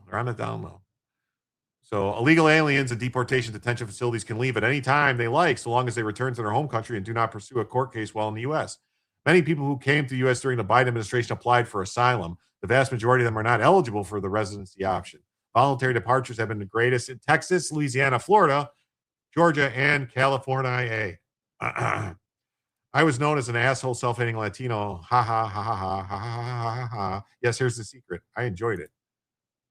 You can lease some properties. Okay. Hawaii is like that. You can't own property, just lease for 99 years unless you're Hawaiian. Spartans were ultra gay. What do you make of the argument that we should arm the Iranian citizens? I don't think it's a good idea. We tried. We already tried that. But the weapons, we gave the weapons to the Kurds, and the Kurds just kept them. And it did not work out well for us, by the way. I thought Trump said all property bought by China, especially around military installations, would be rendered null and void. I think that's a state issue. I think the feds could do something around military installations, but I think, like, I know Florida and a couple other places are trying to do something, but I think it's tied up in court. Property rights in Mexico are very complex. Corruption is part of it. I know from someone who inherited from a family member, it takes a month to figure out who to bribe. You cannot own any in Mexico. Okay. China is challenging the U.S. to housing expansion. The number of people receiving a decision of voluntary departure has risen dramatically since the change in presidential administration. Well, it's, that could be like, you want to just say that would be like, I gotta get better with my soundboard. Off topic, but did you catch a comment from the farm whistleblowers regarding a certain assassination and other files? Oh, I think you're talking about, I did see something about they found a co-conspirator with the Butler guy. Is that what you're talking about? If you have something on it, if you want to link it, I didn't see any stories on it. I just saw a tweet. I think I heard they changed the rules. You can now own in Mexico through a bank. It's a real estate deal. I thought they did do something. If you cut off benefits, they would leave. I agree. Cut off the benefits and let them go. I think they will go now. They don't need to be any more around. Illegals can go now. We wouldn't want to get them to the sound. I don't know. I can't. I should have made up them words before I sung the song. One change is that illegal immigrants who are detained to wait for their immigration court dates are no longer given a bond hearing, meaning that their stay in detention has no reprieve other than voluntary leaving, which is good. Here's a follow-up to it. Okay. Okay. I will put that to the side, and we'll get to that as soon as feasible. As soon as feasible. So 60,000 people are currently in detainment. Well, it should be a lot more. There should be 600,000 people at least in detainment. Month over month. As of April 4th, the number was 60,311. Only those without a criminal record qualify for voluntary departure. So they have a plan to intentionally leave and demonstrate that they're a good person. Mexico is owned by Spain, thus their presidente. What do you mean? Claudia Sheinbaum? Don't quit your day job. Well, okay.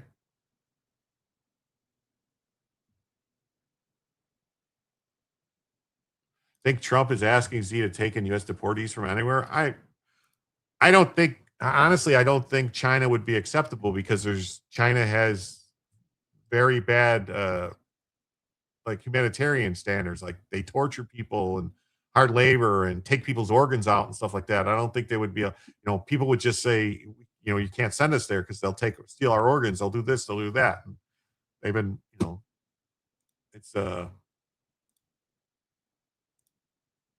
this just says voluntary immigration departure orders up 1,000%. 1,000%. Wow, that's good. So it increased. Voluntary departures increased from 800 per month in December 2024 to 8,800 per month in February. Those are rookie numbers. They need to pump those numbers up.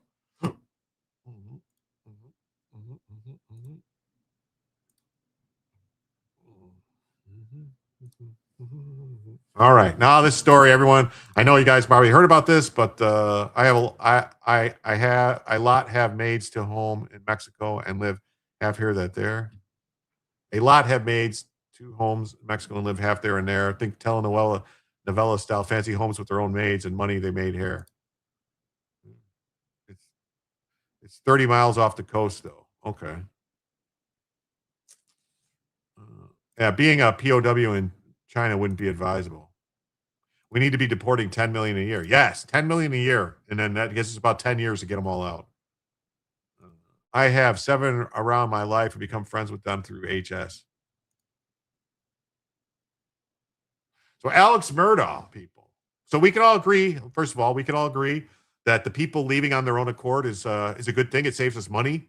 It saves us the trouble of having to go through the process and then appeals and all this other crap and lawyers and other stuff. And, you know, like, I don't know, if I went to somebody's house and somebody said, you know, they didn't want me there, they wanted me to leave, I would just leave. I wouldn't force them to make, you know what I mean, to go through all this to get me out. So,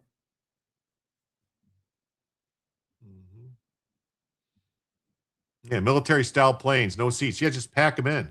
Just pack them in. So, on to the next story. Alex Murdaugh's murder convictions of his wife and son shockingly overturned. I don't think it was shocking. I think it should have been, first of all, Alec Murdaugh is a scumbag, complete scumbag. He ripped off a bunch of people, robbed disabled people, ripped off a ton of, you know, complete scumbag. I don't believe he killed his wife and son. There was no physical evidence tying him to the scene at all. That you cannot do what they claim he did and not, they didn't find any blood in his house. They didn't find any blood in the drains, nothing in his car. I mean, that's impossible. That is impossible.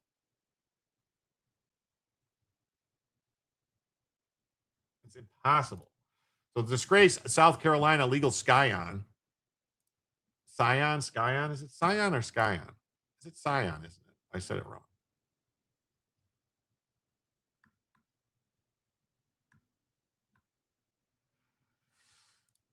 Who was found guilty of killing his wife and son, had his murder convictions sensationally overturned Wednesday by the state Supreme Court after it found the local county clerk placed her fingers on the scales of justice. I think she sat on the scales of justice. So who killed them? I don't know. It could have been somebody who was upset that he robbed them. It could have been whoever he was involved with in his drug deals and stuff. There's a lot of drugs that come in, like where he lived, his property. He had property that was his beach property. That was like, you know, like it was like by the ocean, like whatever, like on a, I think it was on a river, like that has like an estuary, like intercoastal waterway type of thing that they run drugs up through. So there could have been something to do with that. It could have been a cartel. It could have been anybody, you know, any number of people, but it wasn't him because they would have found blood somewhere on his body. Something. They would have found stuff on him. They found nothing. Don't forget Sled Twat, who admitted he lied under oath to a grand jury. Yeah. Yeah. Yeah, totally. Murdaugh, who was serving 2 consecutive life sentences without parole for the grisly murders of his wife, Maggie, and their 22-year-old son, following a dramatic 6-week trial. Although we are aware of the time, money, and effort expended for this lengthy trial, we have no choice but to reverse the denial of Murdaugh's motion for a new trial due to Hill's improper external influences on the jury and remand for a new trial. The justice wrote in a 5-0 ruling. This was a unanimous ruling. 5-0. 5-0. Could have been the brother of the girls his son caused the death of a boating accident. Yes, it could have been them. Could have been the people that, like, there was an accident and the kid got out of it and they were threatening them and doing all this stuff for years. The boat accident could have been that.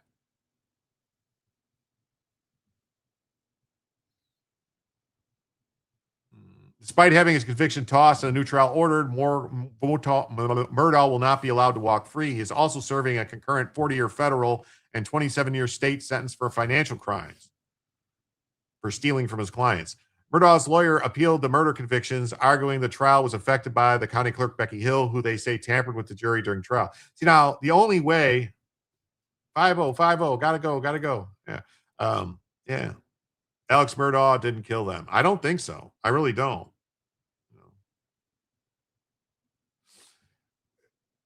Like, are they going to allow the prosecution to basically just smear him as a bad guy because of the financial stuff and just say, well, yeah, obviously he did it, because that's like character evidence. They shouldn't be able to do that. What they did, basically, they did all the stuff to smear him as a bad person who stole a bunch of money, and so obviously he killed his wife. Like, come on. They also accused the judge of allowing prosecutors to present more than 12 hours of evidence regarding his financial crimes to prove motive for the murder. Yeah. Murdaugh's lawyer appealed. So are they going to stop that? Are they going to stop that from happening? We can hope so. That they're not going to allow it. Maybe since this ruling came down, that whoever the next judge is will not allow just a basic, character smear. Murdaugh's lawyers appealed the murder convictions, arguing the trial was affected by County Clerk Becky Hill. They say tampered with the jury. Buster Murdaugh reacts to dad's double murder convictions getting overturned. A nightmare? Wait, okay, I'm going to want to read that. Why Alec Murdaugh won't be free anytime soon? Because he pled guilty to the other stuff. Attorney for Murdaugh argues the state Supreme Court should overturn a guilty verdict. Obviously, they did. I didn't watch the trial, but I felt they talked about was the financial crimes. Yeah, that's all they did. Alec's guilt or innocence is irrelevant in this ruling. Becky Hill caused this. Yes. Well, they also said that it was because of them allowing the 12 hours of testimony about the financial crimes. He was found guilty on his financial crimes and will serve jail time for that. Yeah. We'll see what they do, if they're going to retry him on this or not. They also found the state could have effectively presented evidence to support its motive theory in a fraction of the 12 hours plus it spent. He pleaded guilty in December to obstruction of justice, perjury, and 2 counts of misconduct in office after admitting Hill pleaded guilty. The financial stuff should have only been in a sentencing trial. Yeah, it should have been in the sentencing phase. That's it. So Hill pleaded guilty to obstruction of justice, perjury, 2 counts of misconduct after admitting she showed sealed crime scene photos to a reporter and lied about it. She also admitted to promoting her book about the trial through her public office. Prosecution sounds like they're going again. I'm sure they're going to go again. Hill was sentenced to probation. Prosecutors maintain a jury's unanimous verdict was sound due to the overwhelming evidence connecting Murdaugh to the killings. What evidence connected him to the killings? What evidence? There was no evidence. It was all circumstantial bullshit. There was no physical evidence tying him to anything.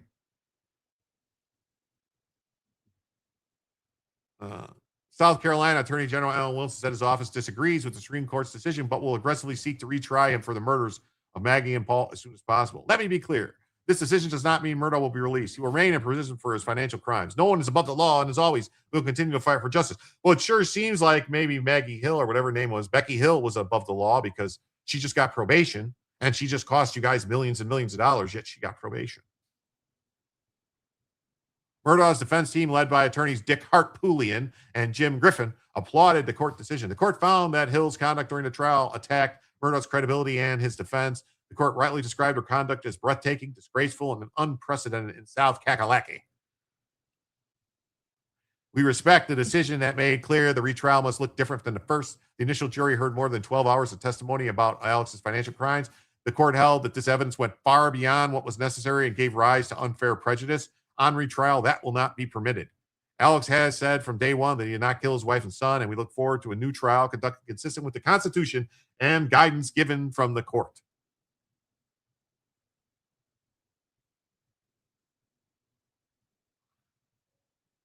Former prosecutor Nima Rahami told the Post he wasn't Nima Rahami. That's a guy's name? Nima Rahmani? That he wasn't particularly surprised that convictions were overturned, given Hill's actions, saying she committed a cardinal sin. Here you have a clerk saying Alex is not credible and they shouldn't believe him. And it's a very big deal. It's clear error. You just can't do it. Hill was writing a book, so she had a financial motive.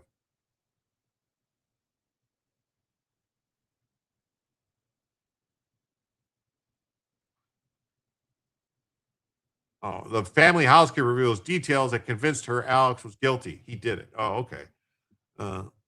Though I didn't like his defense lawyers calling his AR-15 an assault rifle. Yeah. What's it say? Yo, did you see huge Sea of Thieves news? What do you mean by, what are you talking about? Is that a movie, Sea of Thieves? Or is that a video game? I think Sea of Thieves is a video game. The Hill debacle really wasn't the prosecution's fault at all. There's nothing they could have done. Murdaugh's still going to die in prison, but his position has always been that he's a thief, not a murderer. Murdaugh's still going to die in prison, but wait, that's crazy to say that. It's a video game. Okay, that's what I thought. Sea of Thieves is a video game. No, what's the news? One of their prominent players got exposed as a pedo. It was covered up for months. It's all out there now, and the company's falling apart. Oh, well, you know what they say. Lie down with pedos, get chucked into the wood chipper. Lying takes too much energy and works much better, to be honest. In a world where there's a sea of thieves. Oh, okay. Murdaugh's wife and son, Paul, were found shot to death near the dog kennels at the family's sprawling hunting estate in Carlton County. Did I cover Chud the Builder? What? Why do I feel like I'm like clueless to what people are talking about? You talking about Bob the Builder? Yes, he can. Who's Chud the Builder? Now I'm confused. Prosecutors argued Murdaugh, the heir of a storied legal dynasty, had killed them both to cover up his potential financial crimes. At the time Murdaugh allegedly killed his wife and son, the family was facing a lawsuit from the family of a 19-year-old Mallory Beach who died after Paul drunkenly crashed a boat. Yeah, see, so it could have been those people who were pissed off. Hey, Jim, this is a case Nick covered like 2 years ago, right? Yes. This is Nick covered, Joe covered, all these people were in. It was great. It was a great cover, case. so they're going to get to cover it all again. Chud said the N-word a lot and shot someone today. I didn't know anything about it, Douglas. I don't know. Sounds like some. Jim, Chuds is what the left calls the people of us on the right. I think this is somebody that's a streamer called Chud the Builder, maybe. I don't know. Oh, maybe.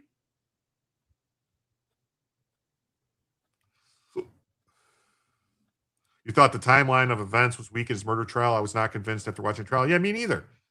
Like, the fact that they're saying, like, oh, this happened at this time and you were driving away at this time and then he came back. Where did all the blood go? You can't shoot somebody, you know what I mean? And they tested him. He did not test positive for gunshot residue. Like, but Jim, he was on the right. So, of course, he was guilty. Come on, get with the program. Come on. Colby says there's an upside to being chucked into a wood chipper. You get to know how it works in fine detail. Yes, you become an expert at the ins and outs. For about 3 seconds. Yeah. Prosecutors said at a pretrial hearing that the boat crash case, which had been scheduled to take place just 3 days after the murders, would have exposed Murdaugh's criminal financial dealings. No, they led up to his financial dealings. They spent weeks on, he's bad financials. And by the way, he killed his kid and his wife. Well, we agree. They're saying that the prosecutors tried to say the reason they had to talk about it is because that they were saying that, this would all came out in the boat here in the boat case. I don't see how. They weren't just shot. His son had his brain sprayed inside the storage room of the dog kennel. That's what I'm saying. Like, it would have there's no way you could do that without getting it on you. Unless, Jim, he washed it off. He went back. He walked 16 miles back to his house. He went under the shower for 35 seconds. The police came and said, look, I'm totally naked and I'm totally clean. No, I did not. I didn't know this. The mayor of LA pulled out in the next debate. Is she going to drop out? She might be dropping out because she might drop out. That way the other crazy communists can win, because the two crazy communists if the two crazy communists are running against, what's his name? Plattner? Is that his name? No. Is it Plattner? Damn it. What is wrong with my brain? The guy, I think it's Plattner. Is it Plattner? He changed his clothes. It doesn't matter. They would have found the clothes. You would still have it in your hair. You would have it on your face. It would be everywhere. That stuff. It gets everywhere. It's Spencer Pratt. I'm sorry, Spencer Pratt, not Prattner. Spencer Pratt. Like, if the two of them are running against Spencer Pratt has a chance to win. They could split the vote and he could take it. You know, they could each get 30% and he could take 40 and win. California rigged the polls today and said she's winning. Oh, okay. Spencer Pratt. Yeah, he's good. I hope he wins. They tried to imply the fact their state was from the wife's family that he killed her for that. Oh my God. According to the Ministry of Good News, Karen Bass is leading in the polls. Spencer Pratt does have the best commercials. Yes, he's killing it, literally. Unlike Alec Murdaugh, who never killed anything. Beach's father reacted to shocking ruling in a spiritual statement. We put everything in God's hands. Romans 2, and we know how all things work together for the good of them and love God, and that they're calling according to his purpose. Yeah, right now I'm thinking this guy is praying to God that he doesn't get caught for killing the kid. Maybe. Possibly.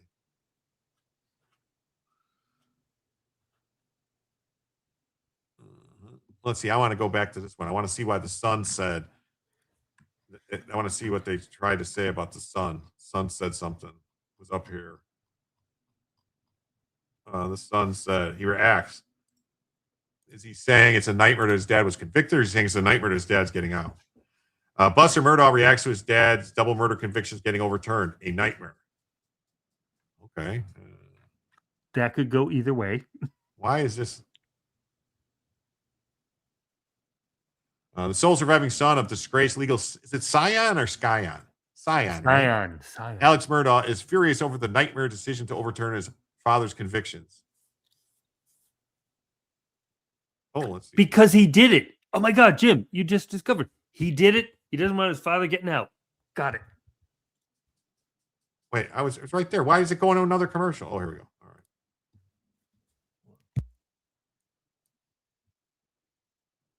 Break, but we did just get some brand new information in that we want to tell you about. This is breaking news for people who have followed this case. I recognize him. This is a case that really was on the true crime radar of so many people for the last several years. This is an international, national story. The man you're looking at right there is Alex Murdaugh. The murder convictions that he was facing and that he was serving time in prison for were actually just overturned. But that's not the judge. That's a different judge. No, it is definitely different. The court unanimously overturned the murder convictions and life sentence. That judge is trans, by the way. Just saying. And son Paul. Again, Alex Murdaugh. That's the case down in South Carolina. That was the subject of many true crime podcasts. All those shows and murder shows that are out there. Murder shows have followed this case very closely. They have murder shows that just show people murdering people. That's the show. It's a murder show. These murder shows. You should start doing streams like that. Law streams. Justices said, I'm going to try I'm going to try the next time there's a trial that Joe or Nick covers. I'm going to try to let them let me on for a little bit. I know I'll have to bully my way on, but court clerk. What you start out actually streaming it yourself. You get 100, 150 people. Say, hey Nick, hey Joe, I'm over here, and you send your people over. That's how you do it. Improperly influence jurors and damage Murdaugh's credibility during the trial. The ruling also criticized the trial judge for allowing extensive evidence about Murdaugh's unrelated financial crimes. Now, prosecutors have said that was part of the motive, that the financial crimes were at the root of some of the reasons why these crimes occurred. But prosecutors argued the evidence against him was overwhelming, despite technically no DNA or blood found on him. I watched this stream, Jim. Murdaugh would remain in prison because of federal. They claimed the evidence was strong, except there was technically no evidence that he actually did it. Well, and he couldn't have gone from the house back to the thing to the crime scene. They would have found blood in the car because they said he drove his car there and he drove his car back to his car, and all this stuff. They would have found evidence somewhere. They didn't find anything in the house. They didn't find any clothes. They didn't find any of this stuff. But clearly, Jim, he did it. He did it because people needed him to do it. There you go. I mean, honestly, I would say the odds are stronger, or the likelihood is stronger that he paid someone to do it than he did it himself. But they covered that too, and it didn't seem to work out. So we can watch Nick Rekieta streams to find out why that did not happen. Financial crime convictions, and it looks like he's got a 40-year sentence tied to stealing millions of dollars from clients. The piece frames the ruling, this is from the Associated Press, as a major legal win for Murdaugh, though not a path to immediate freedom. So again, a stunning reversal by South Carolina Supreme Court, overturning Alex Murdaugh's murder conviction in the killings of his wife and son, ruling jury influence and trial issues denied him a fair trial. It is unclear at this point. I could have told you it wasn't a fair trial. Yeah. So the sole surviving son of disgraced legal scion is furious at the nightmare decision to overturn his father's conviction. He's not happy. This is going to put him through all this again. He has to relive the hardest years of his life all over again. A source close to Buster Murdaugh told the Daily Mail. Early Wednesday, the state Supreme Court released a bombshell 27-page report detailing the justice's 5-0 ruling to overturn the double murder conviction. The stunning twist will likely result in a retrial for Murdaugh, who was serving 2 consecutive life sentences. Buster famously backed his father during this dramatic 6-week trial that gripped the nation, but began to distance himself after a jury unanimously found him guilty. Since then, the father-son duo have had only a couple of phone calls. Who said Buster will not visit Murdaugh to celebrate the new ruling. Buster needs some time to process this, but he's not happy at all. It could be because Buster did it. I disavow. Jim not say that. I said that. And the source told the outlet that slammed Murdaugh as a selfish old man for wanting a retrial. So this source is obviously somebody who doesn't like Alec Murdaugh, because he's calling him a selfish man for wanting a retrial. If he didn't do it, why wouldn't he want a fucking retrial? Exactly. It's ridiculous. Because then also, if he didn't do it, then the person who did it is still out there. Like OJ. You know, OJ. Never mind. Just proves everything, doesn't it? Maybe. SLED is either completely incompetent or corrupt. Why not both? Why not both? The local Nashville media is obsessed about Tennessee eliminating the black district that's never elected a black person. Chud the Builder story wasn't the lead story until very recently. Okay. Yeah, all right. Yeah, well, yeah, that's the thing. It was a white guy named Cohen who loves to eat fried chicken. So that's why he can be a black representative. But now it's going to be a black woman, because the Republican that is running is a black woman. So now it will be a black woman. So that black district will have a black woman. What do you know? Yeah. Yep. I think that he was mad at his wife for leaving him and his son for all the legal issues. I think he did it, but the evidence really wasn't there. Well, I just, I like I said, I could believe that he paid somebody to do it, or he somehow meticulously planned this out in such a way, but then screwed up the timeline and did all this other stuff. Like he showed up wearing like a whole painter's outfit with a mask and everything, and the full suit, you know what I mean, and goggles, and a full suit so that nothing get on him. One of them Tyvek suits. Shot the people, then got rid of the Tyvek suits, put them in garbage bags, then had gloves, double bagged them, put them in stuff. Holy shit! I'm telling people how to do this. I shouldn't be doing that. And somehow he did that in the timeline. The timeline is so narrow. Yeah, the timeline is super tight. I'm going to run to the store and be lurking for 30 minutes. If I miss you, have a great night, Ken. Oh, well, thank you. My name's not Ken. The Pate Bass ditch was mainly a Dem debate, but Rahman ditched and so did Bass. There was no indication Pratt was to attend, but fear of further ass whooping caused the two commies to drop. And ramen are great noodles, by the way. So thank you. Buster was away somewhere else with alibis. I'm not talking about Buster. I'm talking about the father would have had to do all that stuff. OJ searched all the golf courses from the killer. Touche. He did. What a rabbit hole it is. Always drive fast and swerving. And Fletcher goes, nuh-uh. What do you mean, nuh-uh? What do you mean, nuh-uh? Sounds almost like a Theory Thursday topic. Yeah. But then I digress. FJB hates having to put in a black DEI woman. Yeah, well, it happens. Committed the perfect crime by dumb luck. Yeah. So Buster, who tied the knot with his wife, Brooklyn. Oh, I see something very suspicious about a woman whose name is Brooklyn with 2 N's. Jim wishes he was a Ken. Yeah. I wish I was Ken. Yeah. And Barbie was my lady. I wouldn't mind in the movie. Yeah. I wouldn't mind being that Ken. He's got some serious abs. Buster, who tied the knot with his wife, Brooklyn, in May, has largely stayed out of the public eye over the last couple of years. The couple now lives in a modest $445,000 house in a leafy middle-class neighborhood about an hour south of the sprawling Murdaugh family estate, where Paul and Maggie were gunned down near the outdoor dog kennels on June 7th, 2021. Oh, you can't have a black woman Republican, Jim. CNN told me that. Well, I guess she's just not black, like Joe Biden said. He's a beach guy, goes to Hilton Head Island a lot. He loves to hunt and fish and stay busy. But he also works as a corporate counsel for a restaurant chain. While awaiting a retrial, Murdaugh, who has long maintained his innocence in his relatives' murders, will still not be allowed to walk free. He's also serving a concurrent 40 and 27-year sentence for financial crimes. His lawyers appealed the murder convictions, arguing the former county clerk tampered with the jury, which she did. Barbies are hot Brazilian. Yes, they are. Barbies. Jim, the funny thing is that the financial crimes would put him away forever. They could have just given up on the murder and all of that. Because even if he gets off the murder stuff, he's going to be in there forever for the financial crimes, which he did. He did those.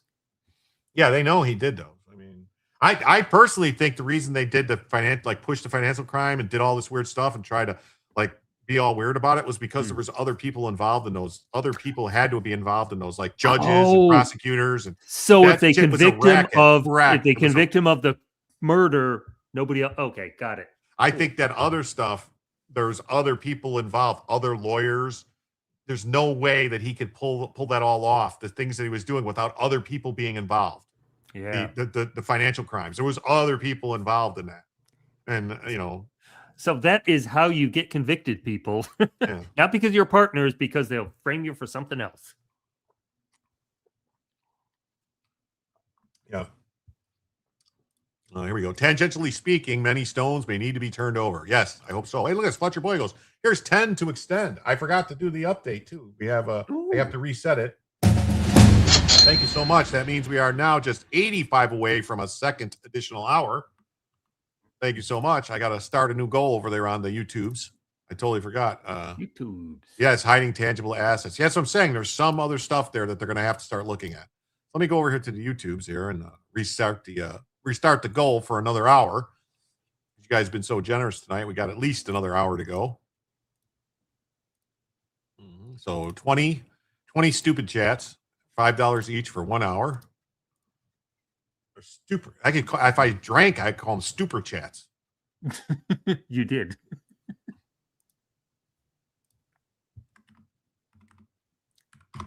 Yeah, I'm not doing that anymore. That was crazy.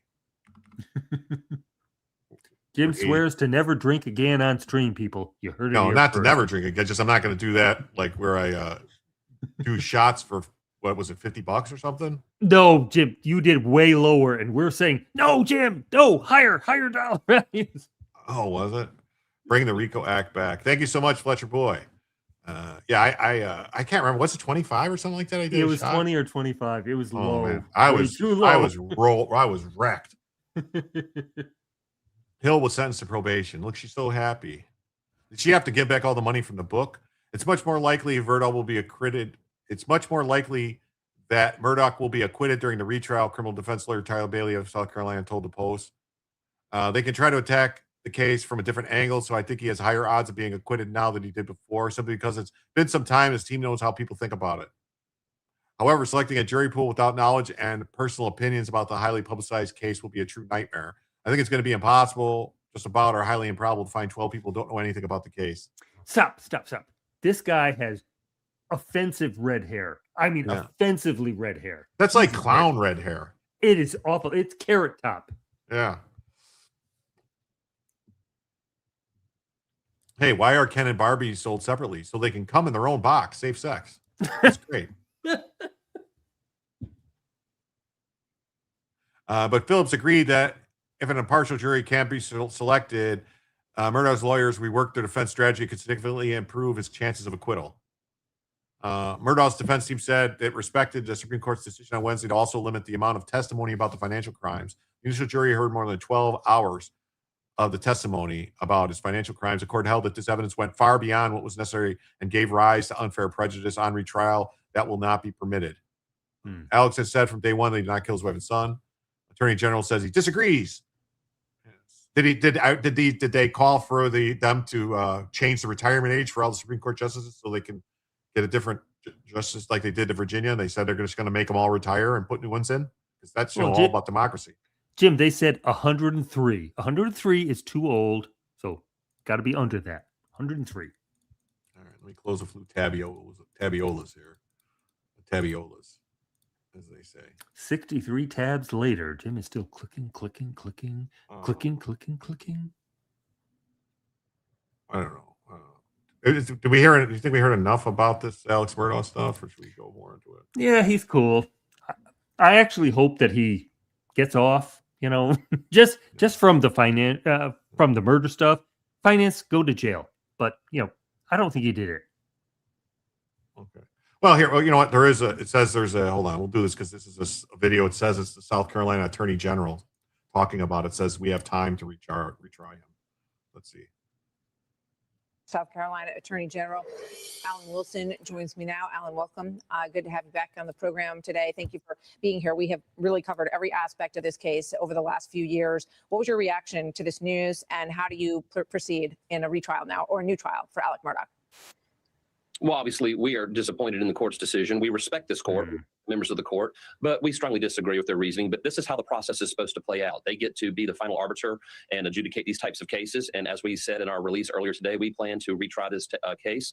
We plan to seek a speedy trial. We're obviously evaluating all of our options right now. But I think you've already done a great job of showcasing what the court based its decision on. It was the conduct of the clerk of court, and hopefully that conduct will never happen again.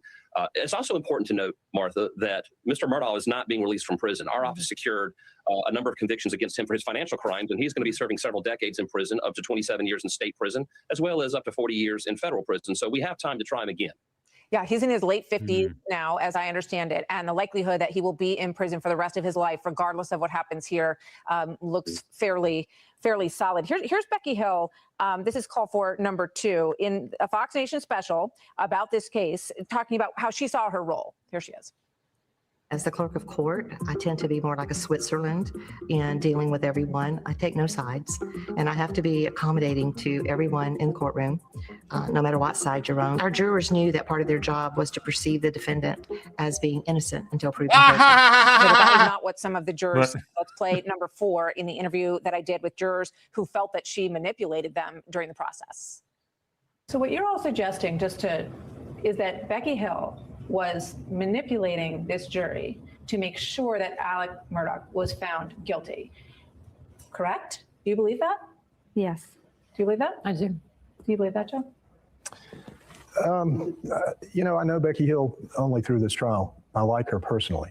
I don't know whether she had this grand scheme. We know now that she was writing a book. Maybe she saw a guilty verdict as more profitable than a not guilty. But whether she is genuinely the wizard behind the curtain. He's not getting out of jail. He pled guilty for the financial crimes. Right. To be fair, Alan, we also interviewed jurors who said that was not the case, that they did not feel manipulated. Now, obviously, the court has listened to both of these sides. Everyone and they have decided that at the point during the trial. Did you ever have any concerns about Becky Hill and her conduct as the clerk of court, and that she was sort of overly exuberant? She said, "Oh, this is the biggest thing since OJ." Did you? They only gave her probation. They only gave her probation. No, we obviously weren't aware of any of this conduct until after obviously it had occurred. We learned about it later, and obviously when motions were made by the defense for a retrial based on this conduct, we reviewed the evidence, and our office came to the conclusion that while her conduct was obviously inappropriate, and we do not condone that, we believed it to be harmless, and we made that. Of course it's harmless. Supreme Court, that judge reviewed this case and agreed with us at that station. Of course, the Supreme Court obviously came to a different conclusion, but we never defended her conduct. We just believed that it wasn't enough to warrant a reversal, but the Supreme Court went another way. So we know that the attorneys, Carpatelian and his partner, they immediately started canvassing these jurors and went out to ask them about the process. It's clear that they were looking for a way to find a new avenue to a new trial because they lost this enormous case. That's what they always try to argue. The harmless error, harmless error, harmless error. It's harmless error. Bullshit. There is no such thing as harmless error. That's something that needs to change. I know we produced a picture of the guy with the gun and shooting the person in the face and all that. It's a harmless error. It's totally harmless. Yeah, it's crazy. Okay. All right, let's go. Do you have any problems with their conduct and how they acted after the trial and how this worked out? I mean, like right now, everything that I'm basing my reasoning on and my decision on is what the state Supreme Court has said at the four corners of that order, or what our office is moving forward on. Obviously, we have 90 days to determine whether or not we want to seek an appeal on this. But during that time, we're going to evaluate all courses of action. At the end of the day, how are they going to appeal it to who? Doing a retrial on these murder charges against The Mr. Supreme Murdoch, Court. and hopefully, The we'll get US? that trial I teed up guess. before the end of the year. That would be our goal. What do you say to the taxpayers in South Carolina? This was a huge, enormous effort that everybody went through, time and energy, and to have to do it again. Does that reflect badly on your office, on your team at all? Yes. Yes, it does. Yes. No, I don't think it does. I mean, as I you do. just showed in this I agree. obviously story. I mean, let's be clear. Everyone who watched this trial, everyone that I have talked to, says that SLED is a fucking joke. They're corrupt and stupid, and that these prosecutors were all, especially that one prosecutor guy, complete scumbags. She shamed the egg lady. That was by all accounts a nice lady that shared eggs at her chickens laid. Yeah, she shamed her, and they got her kicked off. She was, because she was one that she thought that he was innocent. Right. They didn't prove the case, so they had to get rid of her. That the conduct of Ms. Hill is to blame here, not the men and women in the Attorney General's office, the members of SLED and other law enforcement agencies that worked for years on this trial. We spent 6 weeks in a hotel prosecuting this in Walterboro, South Carolina. So no, this is not. Oh, they spent 6 weeks in a hotel. That sounds like a fucking great vacation. That's he was awful, found guilty, Jim. and It's it's really awful. mostly on Alec Murdoch. And the reason that this has been overturned has nothing to do with the evidence that was brought forward in this case or how it was determined. But there was a jury issue, and that's a big problem for it. So if we're going to follow the next one, if it comes to pass as well. And Alan Wilson, Attorney General, we thank you very much for joining us today, sir. Good to see you. Shouldn't say anything at all about the fact that they used way too much financial stuff. Yes. They spent most of their time was on the financials. So, he's guilty of financials. He must be guilty of the murder. And that's what that is what Nick actually said. Okay, 6 weeks on this and 1 day on that. Okay, he's guilty. Because money. Yeah, so Representative Anna Paulina Luna fires off a preservation letter to the CIA after whistleblower testifies that the CIA seized MK Ultra and JFK assassination files from Tulsi Gabbard. What? Judicial misconduct is real, not just court officers, judges, and prosecutors. Yes, it is. It's a big problem. Anna Paulina Luna, House Oversight Committee, issued a warning and subpoenaed to CIA Director John Ratcliffe on Wednesday. The action comes after a whistleblower accused the agency of seizing documents related to the JFK assassination and MK Ultra. So wait, Lee Harvey Oswald was MK Ultra. He was CIA. The guy, what? What's going on here? So did we the clock just flipped over and so it's Theory Thursday now, I don't right? know. Okay. I don't know. I wish I could get someone to pay for 6 weeks of a hotel in South Carolina, low country. He's going to be found guilty again. He killed his wife and son. Okay. Well, I didn't see any evidence that would if I was on that jury, I would have voted not guilty. I watched the whole trial. I watched all the testimony, all of it, and I would have said not guilty. You didn't prove it. Sorry. You don't have, like, if they would have found one speck of blood evidence on him in his car, I would have been like, okay, you got him. But they found nothing. It's impossible to find nothing. So yeah, the MK Ultra is the CIA's experimentation on human beings and behavior and mind control through the use of drugs. Whistleblower James Erdman III testified during a Senate Homeland Security Committee hearing earlier that the CIA took 40 boxes of JFK and MK Ultra files being processed for declassification, and part of what he described as a documented effort to circumvent oversight. During an interview with News Nation's Katie Pavlich following the bomb, Katie Pavlich used to be on Fox. Luna sounded the alarm on CIA's refusal to follow President Trump's executive order. So we're actually just notified that the CIA went and took a bunch of documents out of ODNI, multiple boxes pertaining to JFK as well as MK Ultra. The reason why this is troubling is A, there was an executive order that the president had directed the full declassification of JFK, but then also to the MK Ultra files, the CIA famously had said, all documents were released and other documents have been destroyed. So these are allegedly those documents that apparently never existed. And so it's very troubling. Yes. Yeah, we don't have those files. Wait, we found them. Give us back so we can destroy them. I just talked to Chairman Comer. We're sending in the next hour a preservation of documents to CIA. I have calls to the White House, the director of CIA. And so obviously as this develops, we'll keep everyone up to date. So who from the FBI came and took them is the question I would be asking. You also have some news coming out of the CIA that you'd like to share. Yeah, so we were actually just notified that the CIA went in and took documents out of ODNI multiple boxes pertaining to the JFK files as well as MK Ultra.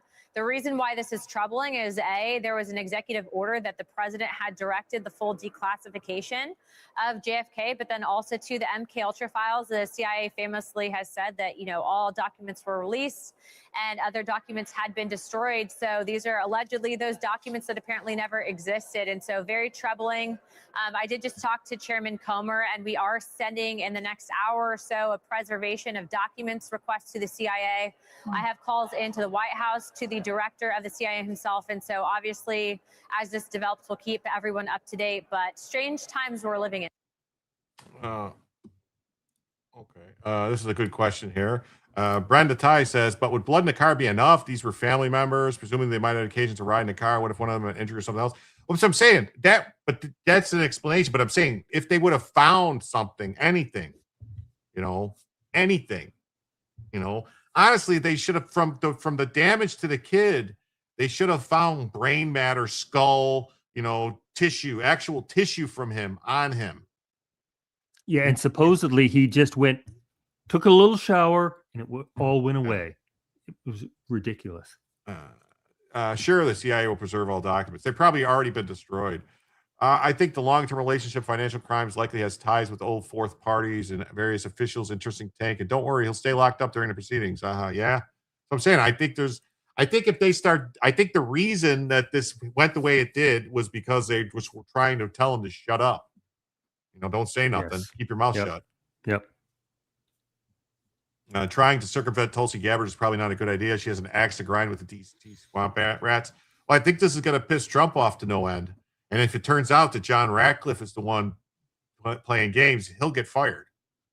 Look at they got rid of Marty McCary because he was slow rolling the flavored vapes and some other stuff he was playing games with. So that's not gonna, Bobby Kennedy said he's got to go, so he had to go. Maha, baby. It really shows the quality of person when they are missed by people that never met them in person. Yeah. It might have been his brother, but there was evidence he couldn't have. I can't remember. Might have been his brother, but there was evidence he couldn't have. I can't remember. Yeah, I don't know that. Luna later published a letter signed by herself and oversight chairman Comer demanding preservations. Wow, look at those. That's some blueberries and some milk. Those are nice blueberries. Docs need to be returned to ODNI given that ODNI was given direction and authority by the president to declassify these. These were documents specifically requested by my task force and currently being used for our investigation. So there's the letter. I dug through for the clip, start at 19-minute mark. Whistleblower testimony. Okay. All right, I will. I'll pull that up in a second. Thank you very much, Gunham. Luna further blasted CIA, giving them a 24-hour deadline to return the documents. CIA has 24 hours to give them back. So where's Tulsi, though? Punitive actions incoming. Where is Tulsi? How come Tulsi hasn't said anything about this? I would expect Tulsi to say something. So here we go. Here's the whistleblower testimonies. He said the 19-minute mark.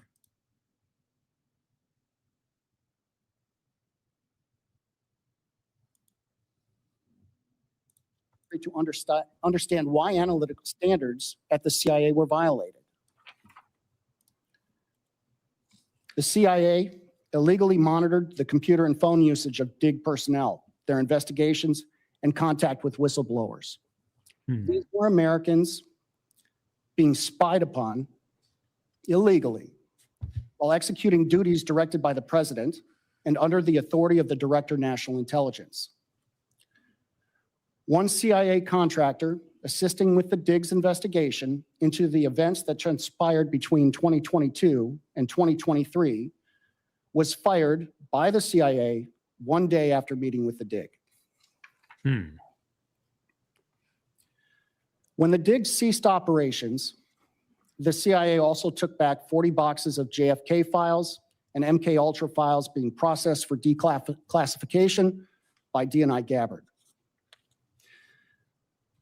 The legislative and executive branches will continue to be misinformed if this type of behavior is not addressed. The partial solution to dangerous gain of function has already been laid out in Executive Order 14292, improving the safety and security of biological research. We need a comprehensive review of government-funded life science research and a move back to pre-9/11 definitions of gain of function and WMD research. Definitely. Look at this. This makes Watergate look like a fart in the wind. This is treason and sedition. Watergate, if you really look into Watergate, what it was, Watergate was a setup to get rid of Nixon because Nixon was asking questions about what happened to JFK. It was a complete and total setup. It had nothing to do with Nixon. It was like the thing that they purposely, those guys, the burglars, there was a guy there that purposely tried to get caught. They wanted to get caught. It was to get rid of Nixon. CIA spying on citizens? I'm shocked. No, I'm not. I believe the count in my county is the 6 arrested officials, county judge, assessor, clerk of emergency response management, and a chick who ran a nonprofit involved at risk small children. Wow. Yep, CIA bullshit. Michael is Big Dick Mike, folks. Talking about Mike Obama? Big Mike. Big Mike. Okay. Particularly in the IC and DHS. More broadly, we need effective oversight. We must hold agencies responsible for failure to comply with Executive Order 14292, and oversight must have teeth. You must be willing to pull the purse strings, and if necessary, convene another church committee. The results of our He's tapping. Results He's of tapping. our investigation would have been It looks like he's impossible without whistleblowers willing to come forward. They are indispensable agents for reform. Despite statutory law, agency regulation, and training requirements, whistleblowers are almost never protected. Whistleblower protections always seem to protect the agency. Jim, what's up? All right, this guy is literally crying. Whistleblowers are, but look to his right, the woman, she has the raccoon eyes too. I'm telling you, she's got the whites around her eyes. She's got the raccoon eyes. It's a conspiracy. I'm telling you. It's a conspiracy. It's a conspiracizers. Conspiracy. And see us on Theory Thursdays. Yes. Yeah. Watergate, the multi-decade breaking and entering expert at Watergate forgot his tools for the first time in a decade. Yeah. Yeah. And then he was supposed to put tape on the door so that do something like with tape, and then he either left the tape on or forgot to take the tape off so that they got caught. Jim likes Mike, but it's not a milk commercial. Demons, definite demons. The mayor in California that was spying for the Chinese resigned. Why wasn't she arrested? I hope she was arrested. She wasn't arrested? I thought she pled guilty to something. Nixon also created modern China. The communist government was failing rapidly before opening up trade, not to mention all the lost manufacturing jobs. Yeah. Definitely. Okay, yeah, I see it. She had like actual goggles on because her raccoon eyes are like right across the. I'm telling you, her eyes. It's a conspiracy, and that's it. That's Her it. Look husband for was the people with the white around their eyes. Don't fire until you see the whites around their eyes. Every time the CIA investigates itself, they coincidentally find no wrongdoing. When they do identify issues, they hold the system responsible. Yes.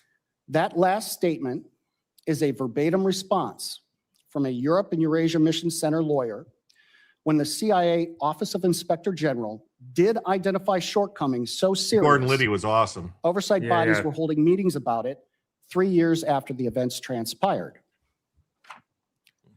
It was in response to the question, was anyone held accountable? Apparently the system is good enough. The only way we solve this issue is with real accountability for failure to comply with executive and legislative branch Really large oversight sunglasses, like and an escape valve Giant where one. whistleblowers can continue to contribute to mission I'm free from totally retaliation. interested in how he's crying in every All voice. IG elements need to be removed from the agencies and fall under a separate entity controlled by the IC Inspector General. Okay. So to be honest, I have to find myself involved with any wrongdoing as well. I'd like to investigate myself. I'm sure I'd find no wrongdoing. Maybe she left because of Havana syndrome. Oh, yes. Yes, it's caused those lines right there. Like maybe she's actually a football player, and that's just the stuff they put on to sort of the line, it's a reflection, whatever, the glare from getting in their eyes. Anyway, I think we heard what we needed to hear from this, right? That they stole documents and that they investigate themselves. And what's with this Army officer? Huh. Why is she there? What's she up to? All right. Then next story here we got, did the Biden DOJ secretly set up Trump to be indicted after he leaves office? Yes. They would never do that. Disturbing revelation. This guy looks like he's sick, doesn't he? He's like losing weight like crazy. Yeah, that's bad. Yeah, like really bad. The Biden FBI secretly set up Trump to be indicted after he leaves office. I guess they answered their own question. She's in the medical corps. Is she there in case someone has an accident? Looks like she is Army medical. I'm just saying, why is she there during this testimony? Is she there to refute MK Ultra and say, yeah, that stuff doesn't work. We tried it, but it doesn't work. It was years ago.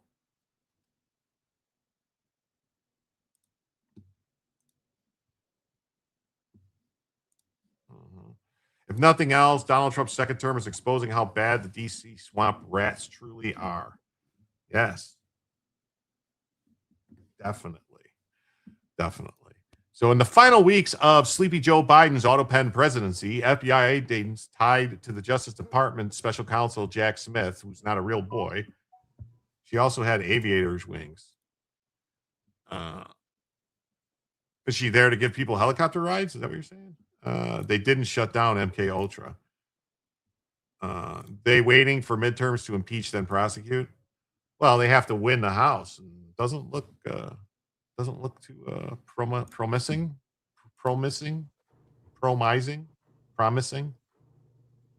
Hee hee. Hold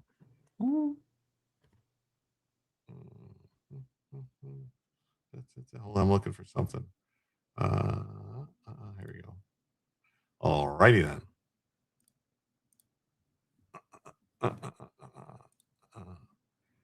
So, yeah. So they memorialized their belief that Trump broke the law in contesting the 2020 election and secretly arranged to preserve their evidence until 2030 in memos that raise alarm they could be revive their prosecution after Trump leaves office. The FBI memos and emails closing out the controversial Arctic frost investigation obtained by Just News show the Bureau chose not to relinquish the evidence it gathered after Smith went to court to dismiss the charges, even though that is the normal practice for agents. Instead, they created a preservation order, keeping the evidence in FBI custody for 2 years after Trump's second term ends, claiming it was necessary to do because of ongoing litigation. Oh, yeah, so that's what they're doing. They're trying to play games. Come on, Biden sucks wind. Yes, he does. They get power again. They are never come after. They are going to come after us all. The CIA doesn't work for the American people or America. No, they work for themselves. Trump knows the odds. It's not looking like the Dems take the Senate. The House alone can't remove a sitting president. Yeah, 5th time's the charm. Population is not a voting tool. All these agencies have Hoover syndrome, CYA. That means cover your ass. The FBI emails and memos obtained by Just News dating back to early 2025 show how the FBI agents and DOJ prosecutors who've been working on the criminal persecutions aimed at Trump and his allies worked to close the 2020 election-related case against the incoming president, while also seemingly leaving the door open for a criminal case to be revived once Trump leaves office and a demon rat again holds the reins. The American people deserve to know how this egregious weaponization of power to target political opponents and President Trump happened inside an institution meant to protect them. We shut down the weaponized CR-15 squad, and we're going to keep following the facts until there's a full accountability. So why can't, if they know that this evidence, why doesn't Kash just turn the evidence back over? Get rid of it. If they know this exists, why don't they just do something about it? The FBI exists to protect the country, not to preserve political persecutions for a future administration. Following Trump's victory in November over the Demon Rat nominee, Cackling Kamala, Smith sought to dismiss the case without prejudice, leaving open the possibility charges could be refiled. U.S. District Judge Chanya Tutkin, appointed to the branch by Barack Hussein Obama, appointed to the Office of Legal Counsel's position that a sitting president could not be prosecuted by his own DOJ and granted Smith's request to dismiss the case without prejudice. Presidents aren't supposed to be prosecuted anyway. One of the key case closing documents obtained by Justin News, originating from the FBI's field office, CR-15, was dated a couple of weeks into Trump's second term, when many holdover FBI agents and leaders were still in place. They should have immediately fired everyone. They have the evidence I keep hearing now. Get to the perp walks. No one should get immunity. That's right. The newly released documents from early 25 repeated the extensive claims of criminality, which had been pursued by Smith and the Bureau, and it sought to retain all the evidence for half a decade when Trump would be a former president once again, and thus when a DOJ guidance prohibiting prosecution of a sitting president would no longer be enforced. The document was titled Arctic Frost, Election Law Matters, Sensitive Investigation Matter. This is insane. He's also going to be so very old that nobody cares. Yeah. The electronic communication seeks approval to close the captioned full sensitive investigation because this was a SIM opened by a field office that involved a presidential candidate. The same level of approval required to open the investigation is also required to close the investigation. Evidence released last year showed then Attorney General Merrick Garland, then Deputy Attorney General Lisa Monaco, and then FBI Director Chris Wray signed off on the launch of Arctic Frost, which also spied on all types of other congressmen and senators. Garland also quickly said he personally approved the decision to seek a search warrant for the raid of Mar-a-Lago. The FBI White House, the Biden White House, also then directly linked to the classified document investigation into Trump, despite its denials. The approval rolls on the closing match those of the opening. As such, the Washington field office seeking approval. Document said summary results. The captioned FBI investigation was opened based on specific articulable facts and circumstances that individuals affiliated with Donald Trump for president engaged in activities that violated federal law. What? By saying, I think you guys fucking cheated and I want the evidence, I want it investigated. That's breaking the law? Apparently. Yeah. Merrick Garland has been a DC hack his entire life. That's the only thing. Like, I hate Mitch McConnell, but thank God Mitch McConnell kept this asshole from being on the Supreme Court. Holy shit, we would have been fucked. FBI memo alleged the investigation revealed that when Trump lost, he resorted to crimes, which various co-conspirators. What crimes? He launched a series of plans to overturn the election. Did he overturn it? Apparently or not. Did he say? Did he try to do anything illegal? No, he said, "Find me the proof that they cheated. Find me evidence. Find, I believe there's more votes, that these votes are fake. Find me, there's got to be more votes off for me." All the evidence is coming out now about the shenanigans. They seized the ballots in Georgia and they know there's all these ballots that have no right to be there. The numbers are all off. The reports out of Detroit that like 150,000 ballots or something don't have envelopes, which you have to have for them to be counted. With various co-conspirators, Trump launched a series of plans to overturn the illegitimate election results in 7 states that he had won, but they stole by cheating: Arizona, Georgia, Michigan, Nevada, New Mexico, Pennsylvania, and Wisconsin. Yeah. I mean, anyone who looks at it and sees that it's going like this and Trump is winning, and then all of a sudden they say, we're going to stop counting, everyone go away, and then all of a sudden it goes, whoa, Biden's up here now. Then hundreds of thousands of votes, all just for Biden, no Trump votes in there. Yeah, that's cheating. Well, Jim, you got to keep counting because truth will come out. 16 days later, keep counting. That's the thing. Here's the thing: is the Supreme Court's going to rule, and I have a feeling they're going to say no. Election day means election day. Oh, that would be so cool. You can't count after election day. They got to be there by then. Yeah, Trump is meeting with Xi Jinping right now. They should have had a hearing. He could have at least been asked who got out of the Ryder truck with Timothy McVeigh. That would have been a good hearing. Yeah. That would have been a good hearing.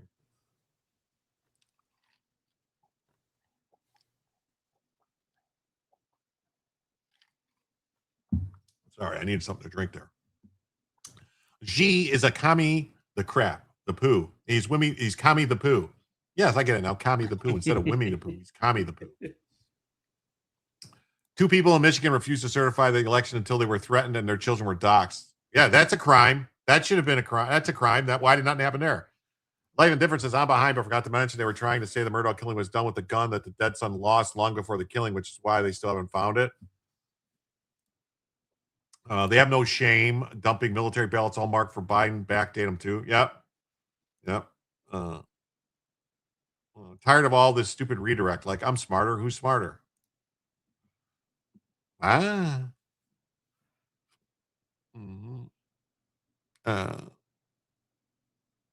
Conspiracy against the rights of millions of Americans to vote and have their votes counted. Well, that's a conspiracy that they did. That's a conspiracy that they did by ripping us off. Trump is still alive, folks. We have enough evidence to investigate demon rat interference. They proactively claimed we would come after them for their crimes for optics. Yeah, that's what they did. Thank you so much.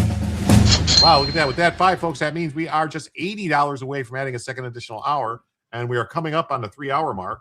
So, we're not going to end exactly at 3 hours. We're going to go a little bit longer, but, if you guys would like another hour added on to the show, we're only $80 away. Just think about that. Keep that in mind. We're only 80 away. We can make it there. We got probably, I'd say, at least another 30 minutes of show. Damn right he is, Ken. That's why they don't call him Teflon Don for nothing. Fake news is still fake. The demon rats convinced themselves they got rid of Trump. U.S. citizens decided differently. So the FBI memo said the FBI Assistant Special Agent in charge approval to retain all evidence notwithstanding closure was obtained as required by FBI's Field Evidence Manual. The retention EC specifies that evidence will be retained until at least February 1st, but no case prior to the lift or freeze litigation hold. The Special Counsel's Office concurred with retention. A prosecutor's job is to gather facts, discreetly apply the law fairly, and decide whether a case should be brought. If a case cannot or should not be prosecuted, a prosecutor should close the file, not write a political narrative, preserve a roadmap, and leave behind a prosecution kit for future use. Yeah, that's the thing. It's like they played games. They're all playing games. Jack Smith's model turns prosecutor discretion upside down. When the courtroom is unavailable, the report becomes a weapon. That's not neutral law enforcement. It's yet another in a long line of blows to the credibility of Department of Justice. The summary for the reason of closing the anti-Trump inquiry was also laid out in a newly released FBI memo. As a result of the November 5th election, Trump is now president-elect and will be inaugurated. As a result, the Department of Justice opinion that a sitting president cannot be federally indicted or prosecuted. Has any president ever been indicted or prosecuted? Oh, yes, just one, Trump. It's the only one in the history of the country it's ever happened to, and they're still going. Everyone have a great day. You'll bow down. Why? What's wrong? Ryan, you tired?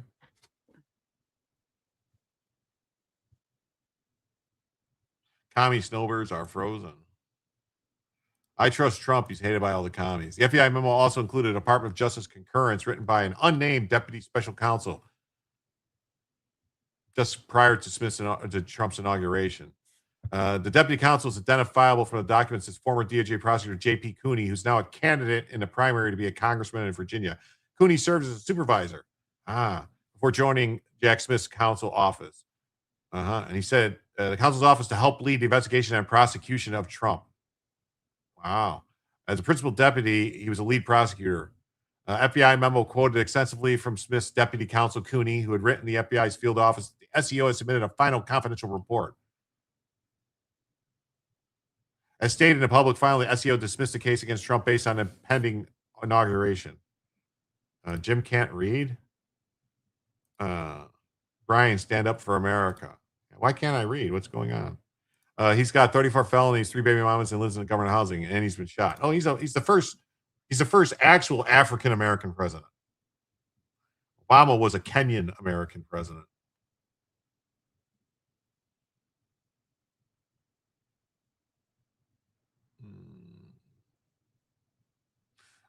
Then Trump defense attorney Todd Blanche, now acting U.S. Attorney General, wrote to Garland to block the release of Smith's report. As you know, courts in Florida and District Columbia have now dismissed both the cases.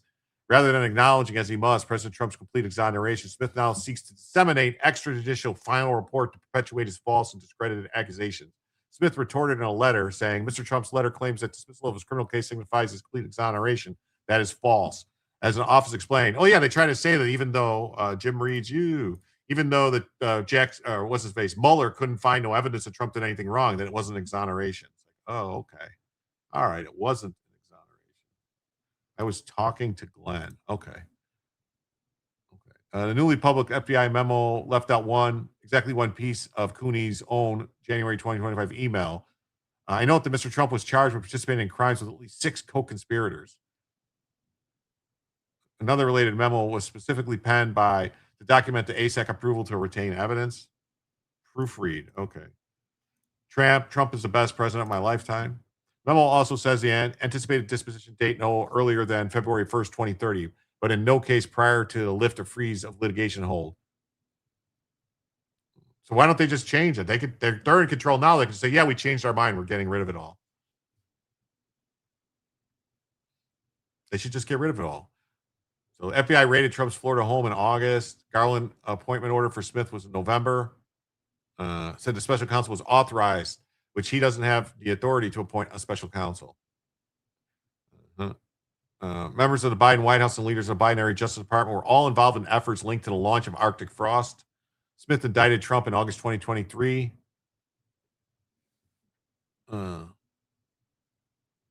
Trump and other Republicans repeatedly alleged Smith and the FBI were themselves engaged in election influence by trying to bring charges, hold trials, and obtain convictions ahead of the 2024 election.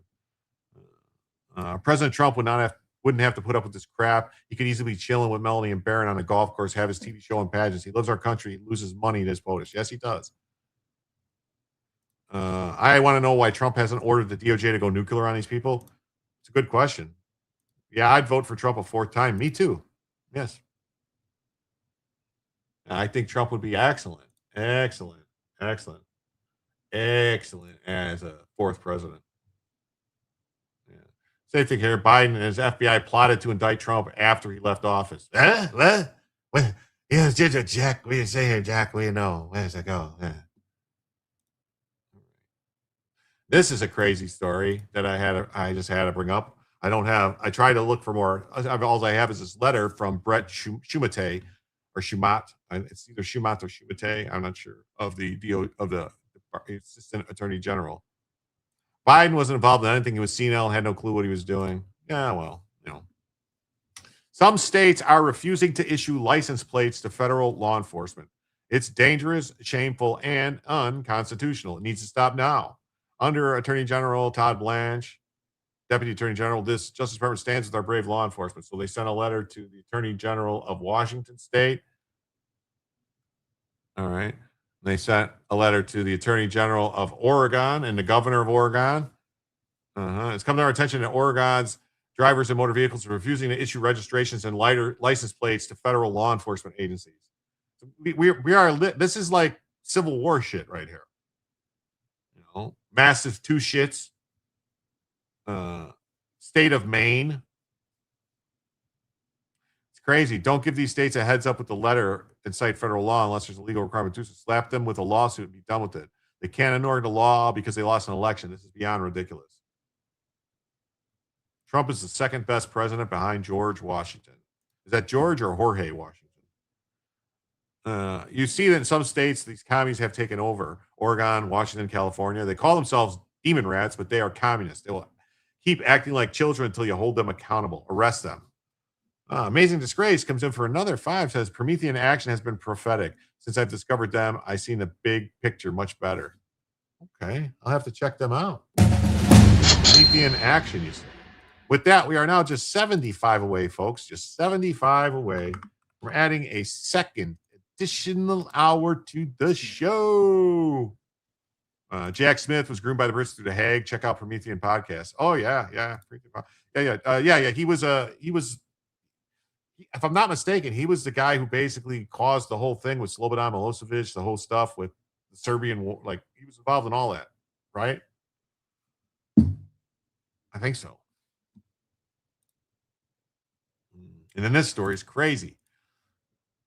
This is crazy. They can't do that. They have to give drivers the license plates to the feds. Otherwise, what's the purpose here? What is going on?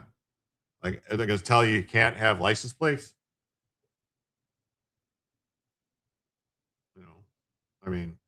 something's got to change. You can't do this. I mean, otherwise, what are we just going to do? The feds just not have licenses when the cops try to pull them over, go fuck off for feds, go away.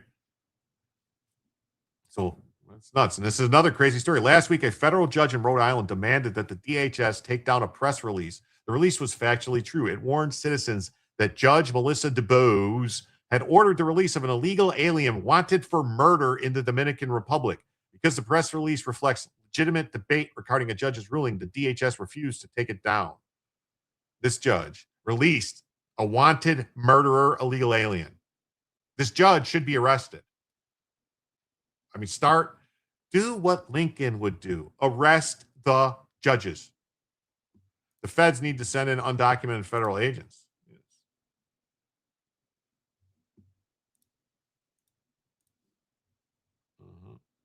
Because she ignored the law, an activist judge freed an alleged murderer. Oh, wow. Look at this judge. Oh, Melissa R. DuBose. DuBois, sir or ma'am? Yeah, I'm not sure. You know what? That doesn't that look like Jamie Foxx dressed up like a woman? Is it just me? Remember when what was that what is it Jamie Foxx used to play? That character that he used to do? What was it? Looks like a man. That's a man, baby. Yeah, doesn't that look like Jamie Foxx in a wig? Rather than allow legitimate criticism of judges engaged in political public affairs battle and intimidation, Wanda, that was her name, yeah, Wanda, an intimidation campaign against DHS. Last week, federal judge in Rhode Island demanded the DHS take down a press release. The release was factually true. It warned citizens that Judge Melissa DuBose had ordered the release of an illegal alien wanted for murder. Wanted for a murder. According to Drexel, it's a man. Well, I agree. Let me know, Wanda. Yeah. The release was factually true. It warned citizens that DuBose had ordered the release of an illegal alien wanted for murder in the DR, Dominican Republic. Because the press release reflects legitimate debate regarding a judge's ruling, DHS refused to take it down. Over his 4 years in office, President Biden transformed large portions of the judiciary by appointing judges so radical that senators like Joe Manchin would not even support them. For 16 months, DHS has suffered the consequences of that transformation. Yeah, don't you remember? Chuck Schumer said that, we put in 257 judges that are just going to fight to resist Trump. What? That's not the job of judges. Not at all. Not at all. It's a crazy. Yeah. A living color. That was right. It's in living color, right? In living color. Yeah. Low. So in Rhode Island, the dispute arose because of federal court order ICE to release Mr. Brian Rafael Gomez, an illegal alien subject to an international arrest warrant for murder in the Dominican Republic. After that order came down, DHS issued a press release explaining that a judge in Rhode Island had ordered the release of a man wanted for murder. While Chief Justice John Roberts opined only last week that judges are not political, Judge Melissa DuBose is a glaring counterexample. What followed was an incredible case of judicial misconduct involving a nakedly political public affairs campaign and efforts to intimidate federal employees so they would stop criticizing a co-equal branch of government. I disagree. Lower court inferior judges are not a co-equal branch. There is not this co-equal branch of 600 fucking judges. The co-equal branch is the one Supreme Court. That's what it says in the Constitution. The one Supreme Court. Holy shit.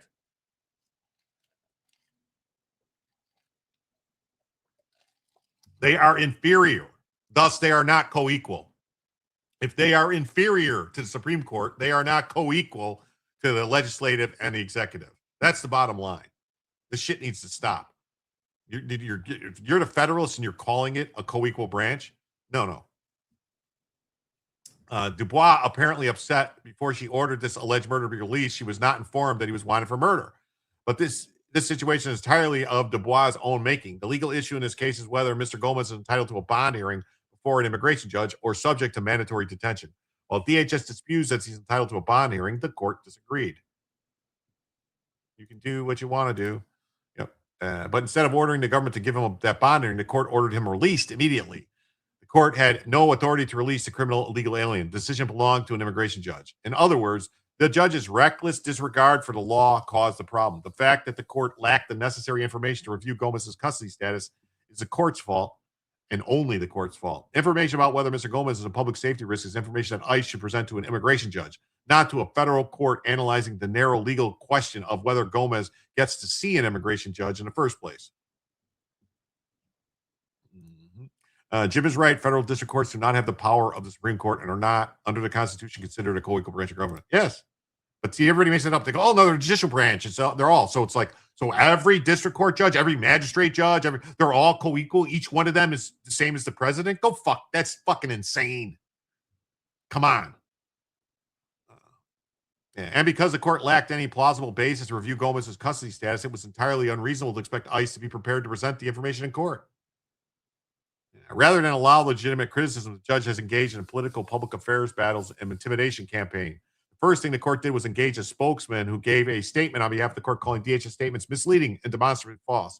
I certainly do not think it's appropriate for courts to use spokesmen to push back on criticisms of their rulings. And I do not imagine the founders did either. What the court did second was even worse. The court called a government attorney into court and began threatening to hold the government in contempt unless DHS agreed to suppress legitimate criticism. Oh, look at this. It's Julio Skizzers, my buddy Julio. Thank you, Julio. Wow. With that, Julio, with that 10, that means, folks, we are now just $65 away, folks. We're just 65 away. We're close. If you want another hour, it's just 65 away. Thank you so much, Julio. We're right there. What do you make of the Washington Post article stating China is benefiting from Iran conflict? Reads like a dumb hippies. How is China benefiting? That's insane. They don't have oil. They're running out of oil. Wait to see what comes from Trump's China visit. Everything in action once again gives an idea what to expect. And low watermark too. Yes, low watermark is here. If you want more of Jim and Mark, $65 will get you another hour. Will make us holler. We go get paid to say the wild things. The Constitution doesn't talk one time about federal district courts. It talks about one Supreme Court. Yes, the one Supreme Court. And that's the co-equal branch is the Supreme Court. Congress, this Congress and the Senate, the two, not the Senate, not the House, but both the House and the Senate are a co-equal branch. But Jim, I keep hearing inferior courts are just as good as Supreme Court. In fact, they're the same thing. No, they're not. They're not. No. Oh. And then, she wanted the DHS to suppress their criticisms. And since DHS refused, as reflected by the statement, the court has now appointed a special counsel to investigate us. Oh, this is crazy. What exactly is the special counsel investigating? Apparently, it's the fact that a co-equal branch of government dares to criticize Judge Dubois. Given the radical activists Biden installed across the country, this case of judicial misconduct is neither surprising nor uncommon. Unfortunately, DHS faces this kind of behavior almost every day. What is surprising is that more people are not mortified by the conduct of judges like Judge Dubois, whatever her name is. Her conduct is something we expect to see from UCLA students. We don't expect to see it from a federal judge. I hope more people in positions of influence will take seriously the epidemic of judicial misconduct in this country. Yeah, something needs to happen. Something's got to give. Do you remember when day after day, more and more judges kept ruling against Trump? It was like an epidemic. It was constant. It just kept going. New York Post articles claiming 60% of Iran missiles are intact, but lack sources. Just a lot of trust me, bro. Yeah, that's all you have. Like, well, where are these missiles? They're intact. Where are they? Oh, they're buried under mountains of rubble, just like District Judge Boasberg. Yep. Ronald Reagan established a D.C. circuit. Big mistake. If that's true, that is a big mistake.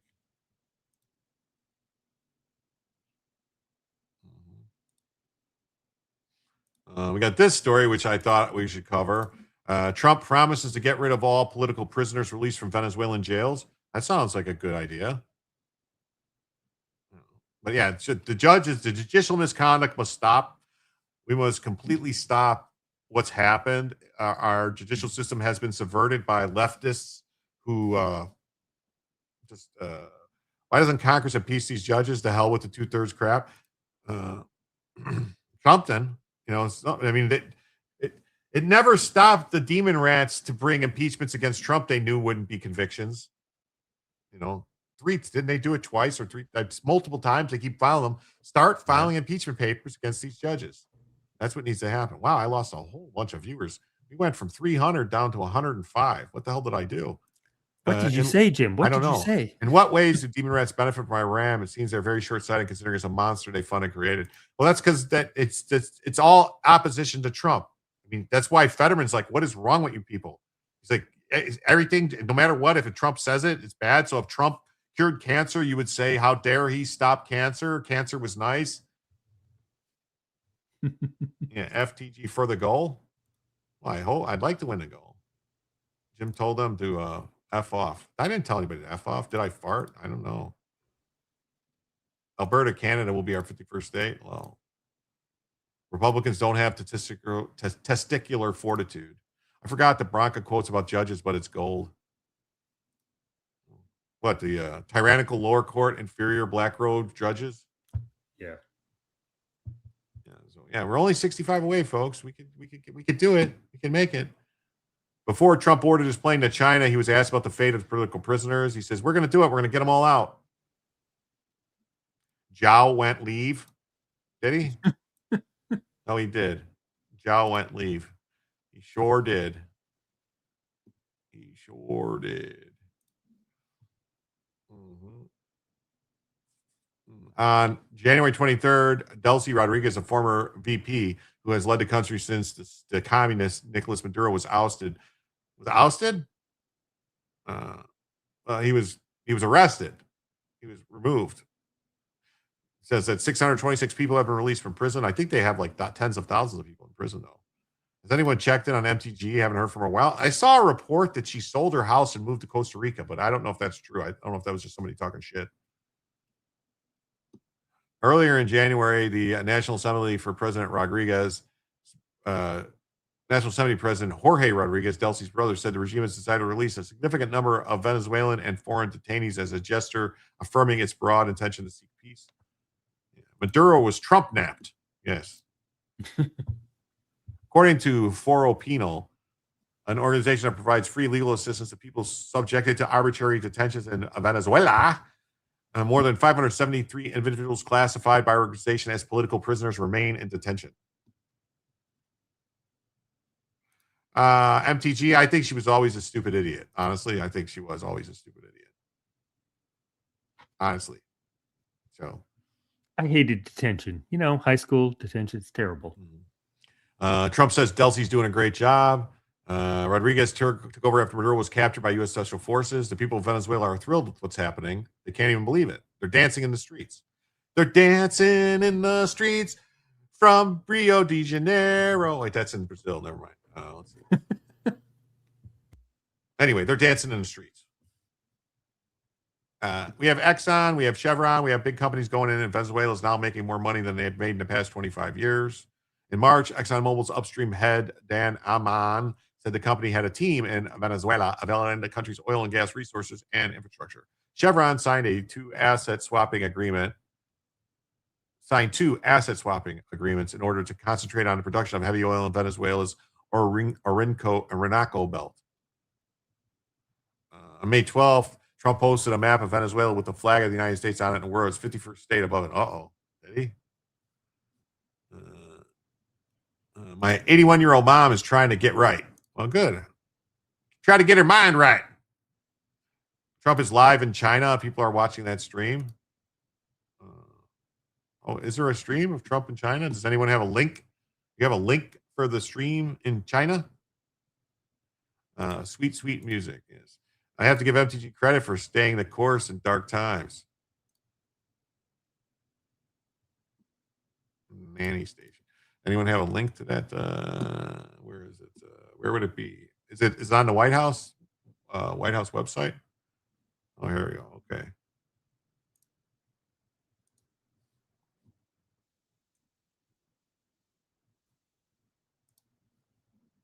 Trap and create, and then Mr. President to deliver your opening remarks. President Trump,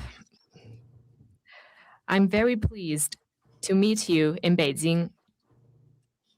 Welcome back to China after 9 years.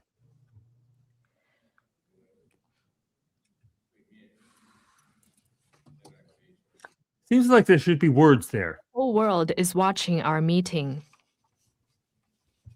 He's giving him his meat?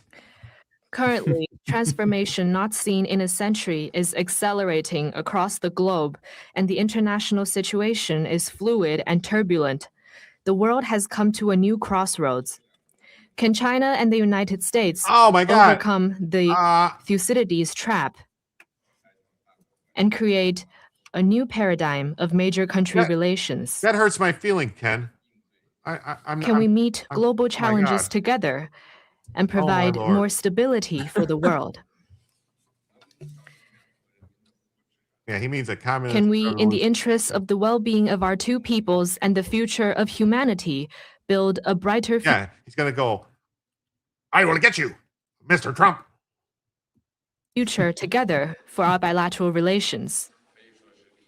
Bilateral. These are the questions vital to history, to the world, and to the people. That's a long table. They are the questions of our times that you and I need to answer as leaders of major countries. This year is the 250th anniversary of American independence. Congratulations to you and to the American people. I always believe that our two countries have more common interests than differences. Just a little more ref, Mr. Trump. Success in one is an opportunity for the other. And a stable bilateral relationship is good for the world. China and the United States both stand to gain from cooperation and lose from confrontation. We should be partners, not rivals. We should help each other succeed and prosper together and find... You fucking poisoned us, you cocksuckers, in 2020.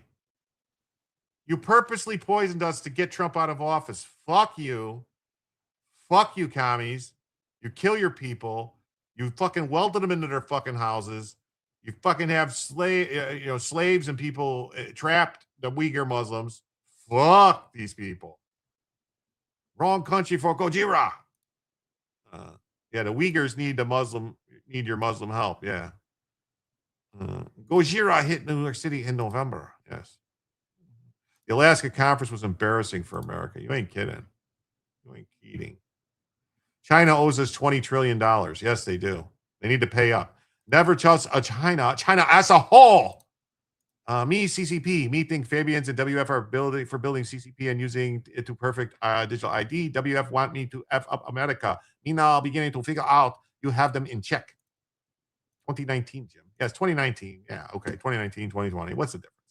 I meant they fucked up the 2020 election. The right way for major countries to get along well with each other in the new era. I don't think you're a major country, China. You just got a lot of people. Mr. President, I look forward to our discussions on major issues important to our two countries and the world, and working together with you to set the course for and steer the giant ship of China-U.S. relations so as to make 2026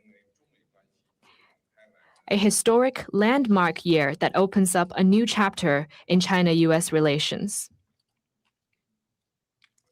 I will pause here and hand over to you, Mr. President. Thank you. Well, President Xi, I want to thank you very much. First of all, that was an honor. Major asshole. Like few have ever seen before. Yeah, we covered that. And I think I was covered that a little ago, maybe a half hour, 40 minutes ago. They were happy. They were beautiful. The military is obvious. It couldn't be better, but those children were amazing, and they represent so much. And I know they represent so much to you. Hans Bricks. You and I have known each other now for a long time. In fact, the longest relationship of our two countries that any president has had. And that's, to me, an honor. We've had a fantastic relationship. We've gotten along. When there were difficulties, we worked it out. I would call you and you would call me. And whenever we had a problem, people don't know, whenever we had a problem, we worked that out very quickly. We're going to have a fantastic future together. Such respect for China, the job you've done. You're a great leader. I say it to everybody. You're a great leader. Sometimes people don't like me saying it, but I say it anyway because it's true. I only say the truth. And I just want to say on behalf of all of the great delegation that we have the greatest business. Oh, yeah. I guess the best in the world. We have amazing people and they're all with me. Every single one of them We asked the top 30 in the world, every single one of them said yes. And I didn't want the second or the third in the company. I wanted only the top. And they're here today to pay respects to you and to China. And they look forward to trade and doing business. And it's going to be totally reciprocal on our behalf. So I really look very much forward to our discussion. It's a big discussion. There are those that say this is maybe the biggest summit ever. They can never remember anything like it. As I can say in the United States, people aren't talking about anything else. But it's an honor to be with you. It's an honor to be your friend. And the relationship between China and the USA is going to be better than ever before. Thank you very much. Thank you. Yes. Winnie the Pooh. That's it. That's all. Stop calling him a great leader. Yeah. Well, that's it. I guess that's all they're going to show is just their initial remarks. Thank you for joining. So, all right.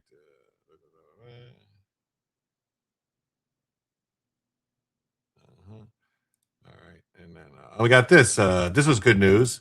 This is really good news. So what do we think about that? Respect to your broken arrow. A broken arrow is a term. Well, it has two terms. In the Army, they say broken arrow when they're overran and they need to dump everything on my paws. That's a call, right? When they would classify that they've been overrun. And broken arrow is also a term that they use if they lose a nuclear weapon. Yes. So it's weird that it has two purposes. Fireworks when Trump leaves. Yeah. Loose nuke. Yeah. Broken arrow is loose nuke, but it also, like, if you're being overrun and you call over radio, that's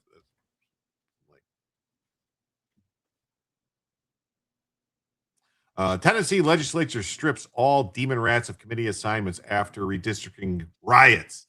They came in to the it was crazy what they did in Tennessee. They came into the Capitol, they rioted, they lit fires. Oh my God, they were straight up insurrectionists. And none of their houses got their doors kicked in and no one got arrested. It's crazy. Move followed days of disruptive riots during a special session. Spain has reaffirmed that we can't use their base, that Europe agrees with them, and I'll start EU army to not depend on U.S. I assume they will munch on them as well. Yeah, well. Oh, well. You know, right now we're in negotiation with Greenland to reopen some bases on Greenland. And Greenland basically said, well, they can reopen whatever they want. They have the treaty that says they can have as much, we could basically send our entire military to Greenland and they can't say squat about it. So that's what I need to take them all out of Europe and put them in Greenland. That's what I would do. That's what Jim would do. Look at him here. I'm standing on a desk. Look at her twerking on a desk like some hussy. This is crazy. Yeah. Republican leaders of the Tennessee legislature on May 12th responded to last week's fiery protests. Wow, fiery, because they lit fires. Fiery but peaceful protests, yeah. The state's new congressional map by stripping committee assignments from all the demon rats. Tennessee House Speaker Cameron Sexton notified state demon rat leader Karen Camper in a letter that members of her party would be removed from all standing committees and subcommittees of the House, except where membership is required. Sexton said the actions taken to disrupt the democratic and legislative process and create disorder, including interlocking arms in the House, blocking aisles, and instigating and encouraging disruption with paid protesters, distributing earplugs and using props and noisemakers. Demon Rat Caucus members will be removed from their assignments until next session. State lawmakers convened a special second session on May 5th to redraw Tennessee's district maps following the Supreme Court's ruling on Louisiana v. Calais that said that you can't be racist with districting. No more race-based districts. The state House and Senate members joined hundreds of activists, civil rights groups, and locals who flooded the Capitol in Nashville on May 5th and May 6th. Well, that's what you call an insurrection, when they flood the Capitol. Yet again, yep. I mean, what should we be having, a May 6th investigation? What happened on M6 instead of J6? M6. You need to investigate M6. They all need to go to jail. Tennessee state troopers were forced to clear out the galleries and hallways as demonstrators shouted burned objects. They lit shit on fire. I didn't see anybody lighting shit on fire on January 6th. Did you?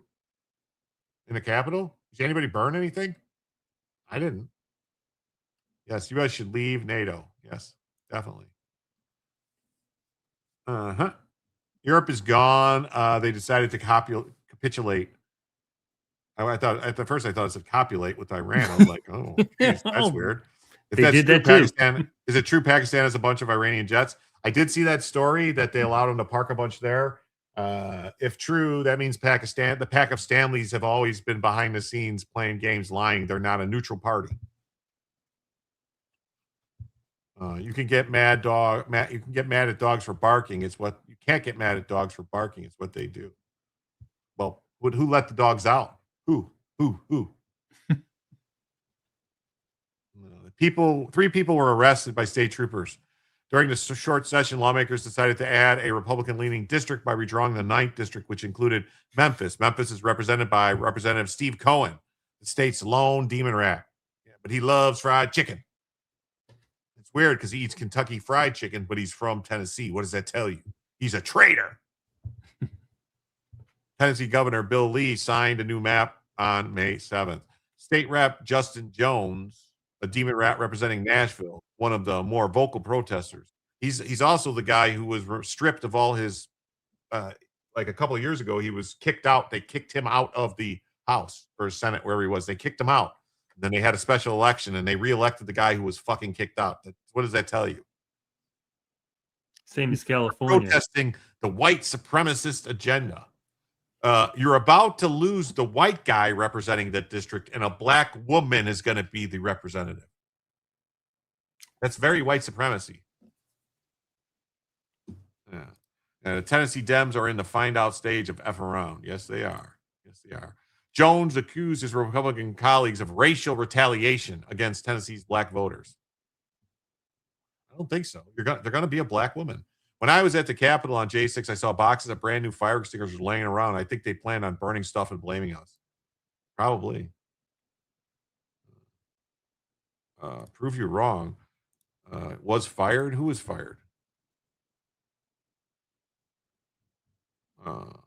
What happens next in Iran? What targets will we see taken out, or will we continue with the blockade? Oh, there's going to be some targets in Iran. I think they're just basically like if Trump is going to probably talk to Xi Jinping and try to get him to put pressure on Iran to capitulate. If they don't, then they're going to face the full wrath of Operation Iron Dragon. Iron Dragon. Yes. We're going to rain fire and brimstone down like it's the apocalypse. I can drive down to the Tennessee State Capitol and give you daily reports. It's about 15 miles from my house. What? Read, Jim? What are you talking about? You love whites? Okay. Congratulations. I don't think Xi's going to help with Iran. They might not. They might. I think Xi's going to try to squeeze Trump about Taiwan. I think that's what his plan is. He's going to try to squeeze some concession about Taiwan. Like, okay, we'll let you do this. Let us take Taiwan. Taiwan is never going to go. I mean, it should have gone 50 years ago. What the fuck? Well, they could. They tried, and they got their ass handed to them. They tried to do it, and they basically lost like a whole battalion trying to go. The 9th district has never elected a black representative. That's true. It's 100% true. Never. That seems racist. Did anyone move a lectern in that session? On January 6th, lectern died, got 75 days in prison for moving a lectern 20 feet and pretending to give a speech in Statutory Hall. Well, they did all types of stuff. They were standing on desks. They were using bullhorns. They were doing things. I mean, they were more disruptive than, I'll just say. They were very, very, very amazing. Disgrace says, Jim really can't read. I don't know, but you're spelling really wrong. There's 2 L's in it. Jim won that exchange. What's up, Dusky Dawn? I don't know what you're trying to get me to say, Ken Krause. I'm prove you wrong. Jason was fired. I don't know what you're talking about. Respect to you, Broken Arrow. Fireworks from Trump leaves off. I'm confused, man. I can't follow your train of thought. Your train of thought left the station and no one was on board. I didn't touch anything or anyone who got 2 weeks in federal halfway house, 90 days ankle monitor, and 3 years of probation for a petty misdemeanor. Well, Glenn Croy, you got pardoned though, right? My point exactly. Yes. I hope you got a pardon, right? Your full pardon. I think the hype about Taiwan, just as Jason saying, I think the hype about Taiwan is overblown. Pro-China candidates are gaining ground in Taiwan. They don't have to take Taiwan military unless they feel threatened. Really wrong is debuttal. What? Yeah, I got pardoned after you served it all. Well, Taiwan, they do Taiwan. China has been infiltrating the government of Taiwan, more pro-China people getting elected, but it's not gonna. Honestly, what'll end up happening is if the politicians start making noise, the military of Taiwan. YouTube sucks, Jim.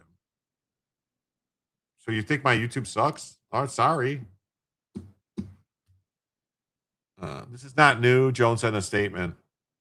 This is the same pattern of racial discrimination and authoritarian abuse we have come to expect. There's a white guy representing that district. It's going to be a black woman. How is that discrimination? It's an assault on our democracy. Oh, your democracy. I got my pardon on a blanket call. My blanket pardon, F.K. Hunter Biden, who democratically elected me, the 70,000 people who call District 752 home. Okay.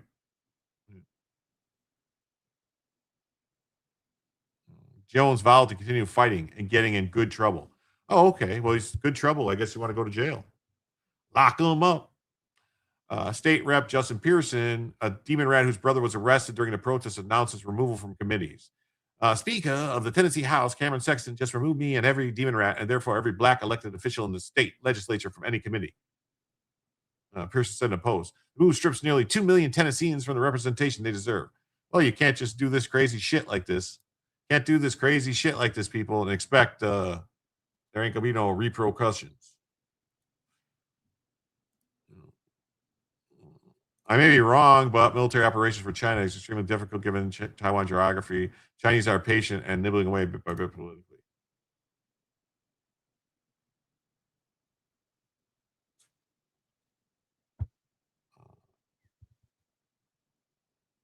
He doesn't understand your fight. What are you talking about? I understand his fight. What is wrong with you, Ken Krause?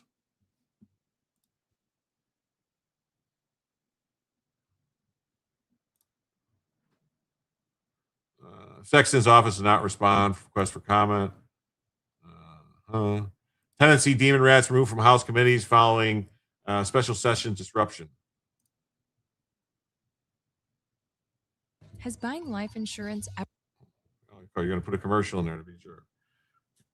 I just want to see. Interlocking arms, doing all this stuff. Let's see.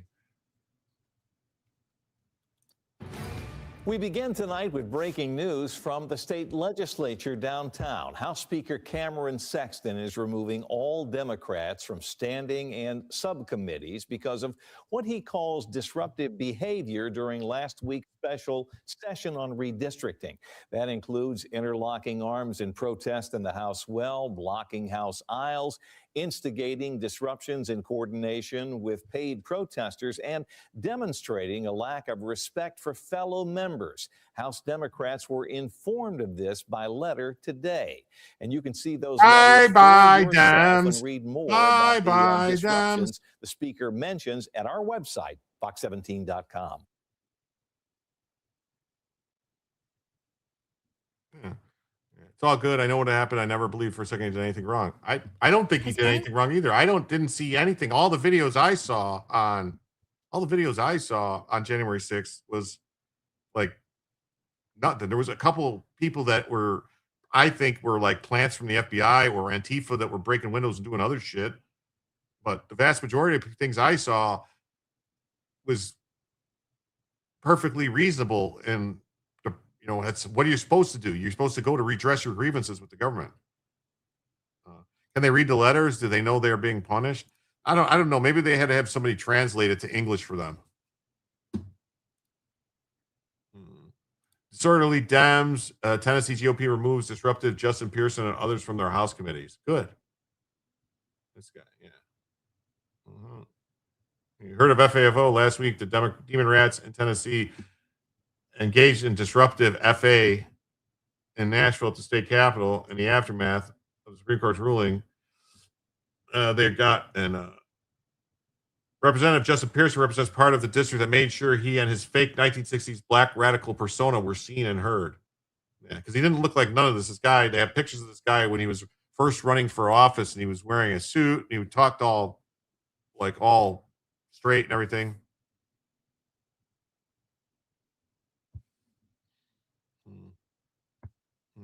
J6 was to silence the base. Taking out Trump wasn't enough. They had to silence the MAGA movement and vilify the silence. Yes, that's why they did it. It was a plan. It was all an orchestrated plan. Nancy Pelosi was part of it. I think other people in the Republican Party were part of it. It was also, they did it so that they could stop the people and shame the people like Ted Cruz and Hawley and other people in the Senate that were going to oppose. We're going to lodge complaints against the counting of the votes to make the thing. And it was all orchestrated. Yes, it was all orchestrated. And it was, Mike Pence was involved in it. That's why Mike Pence refused to do what he should have did. And that's why Mike Pence told, I believe that Mike Pence was always a Judas traitor to the MAGA movement. Always. Always a traitor to the MAGA movement. Oh, here's the letter. We can see the letter. We can actually read it.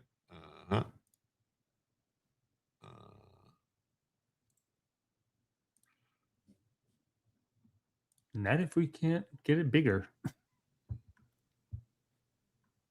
There you go. There we go. State of Tennessee. Dear Leader Camper, due to actions taken by members of the caucus during the second extraordinary session of the 114th General Assembly, aimed at disrupting legislative processes, interlocking arms, blocking aisles, instigating, encouraging disruptions, use of prohibitive props and noisemakers, demonstrating a lack of respect for fellow members seeking recognition to speak on legislation, flagrant disregard for the permanent rules of House order. Members of the Democratic caucus receive individual letters removing them from all standing committees and subcommittees, except where membership is required pursuant to Rule 65 of the House rules. Well, they can just change the House rules. You have been removed from all House standing committees. You will only remain on the Government Operation Committee. Oh, well. That's good news, right? Let's see. Is this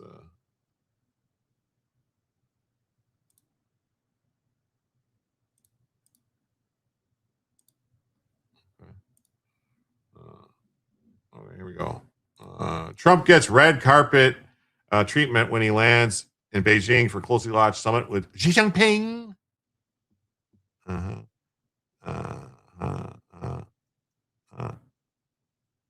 You want rocks, Jim? It's 2000. What are you talking about? I am confused with this conversation. Going over my head too. Terrible.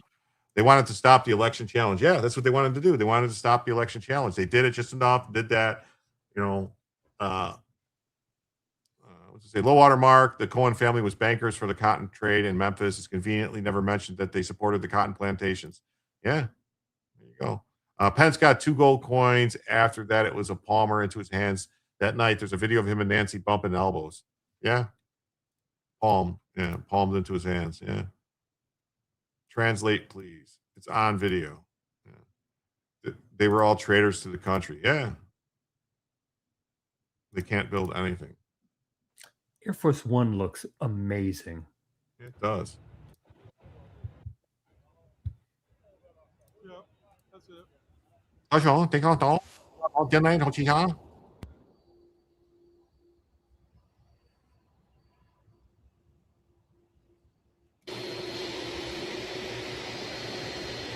I mean, look at that.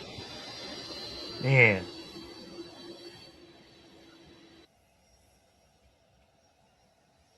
That's a big plane. If that was Biden, he would be falling down the stairs.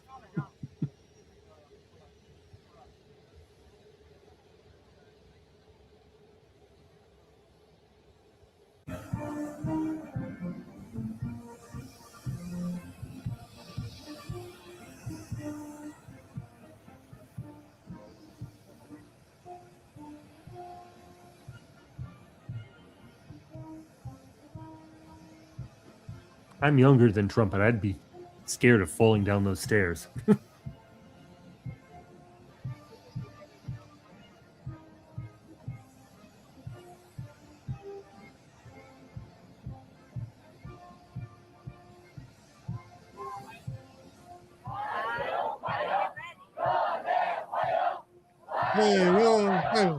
Hey, oh, Trump.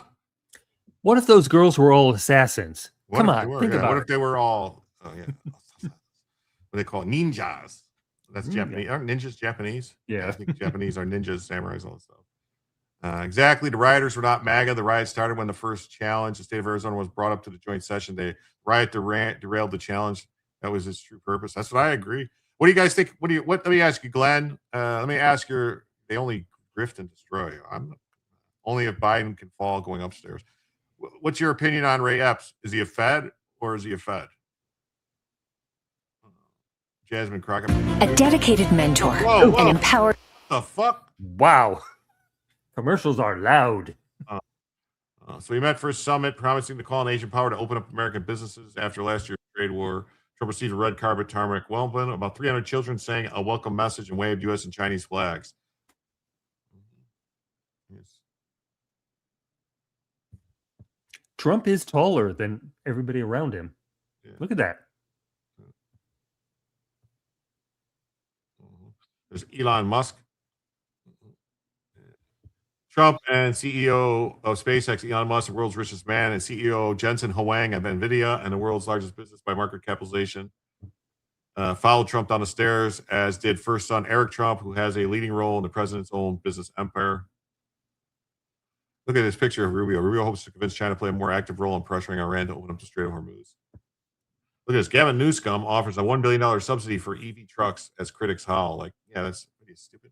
China changed spelling of Marco Rubio's name to avoid implementing sanctions ahead of Trump Xi meeting.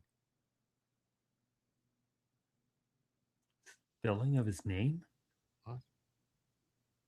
I don't have to read that story next. I have to look at that next. So Rubio and Secretary of War were among the top officials in the delegation. Trump listed many American CEOs making the trip. It was an honor to have Jensen, Elon, Apple, Tim Cook, BlackRock, Larry Fink, Blackstone, Steven Schwartzman, Boeing, Cargill, Citigroup, General Electric, all these people show up. I'll be asking President Xi, a leader of extraordinary distinction.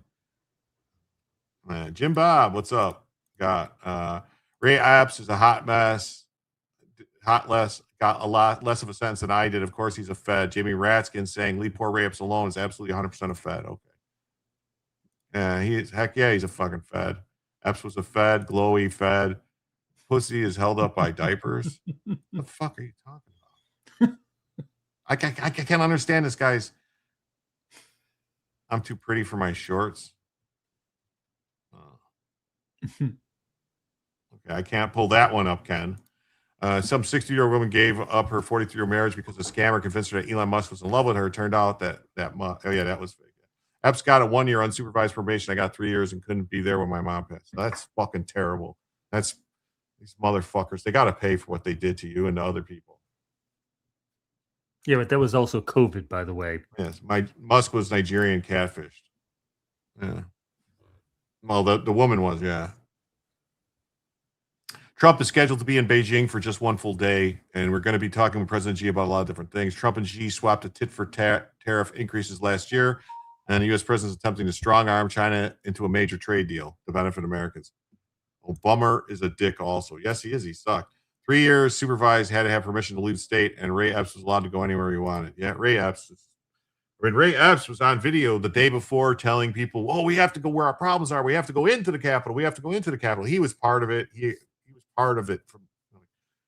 He was, he might not have been an actual, sworn law enforcement Fed, or CIA, but he definitely was a paid informant or whatever you want to say.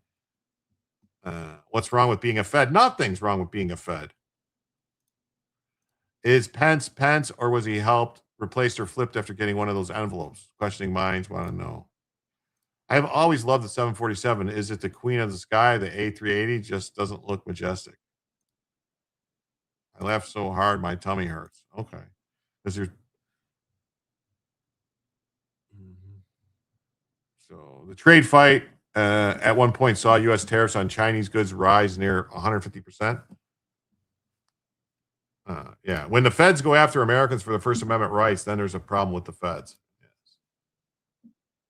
He was a Democrat operative, if nothing else. Now, he was getting paid. They knew what he was up to. So Trump's White House counterterrorist director, Sebastian Gork, has said that he considers Chinese exports of synthetic opioid, war by other means, and a targeted killing of Americans. Which Fed are you? I had some tacos for dinner. I'm pretty well fed. I had 4 tacos. I'm well fed. Trump has downplayed his plans to discuss the Iran war with Xi, whose nation buys 90% of Iran's crude oil exports, giving it significant potential leverage. Nothing is wrong with being a Fed unless you're a Fed who is abusing his or her power to set up innocent people. White House released a slick clip reel of Trump's ceremonial arrival showing Chinese troops marching on the runway. Who eats a taco Fed? Well, if you want to be well fed, you eat tacos. I was persecuted and called a domestic terror when all I did was wave a flag and chant USA and go into a building that anyone else went and got a $50 fine. None of the people that went into the building after the fucking Capitol Police opened the doors and let them in, none of those people should have been charged with anything at all. And the people that went in and did other stuff should have just been, said, have a nice day. I know you're messing with me, Joe. You're fine. I think everybody else is messing with me too. I'm going to have my buddy to court. No, I'm kidding. That was a joke I shouldn't have said. He's not. I have no relation to that guy at all. Nothing. Trump claimed to reporters Tuesday that he is expected to make a reciprocal visit to the U.S. towards the end of this year. Oh, well, that would be interesting. U.S. investment in China also plunged dramatically.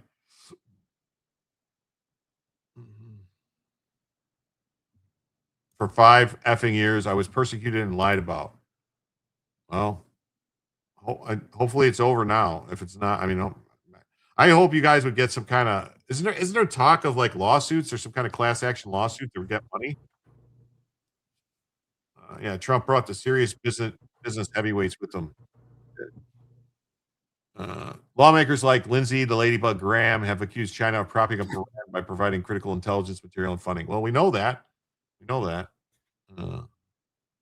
Jinping is expected to push Trump to tone down U.S. support for Taiwan, a long-standing flashpoint. Well, that's no.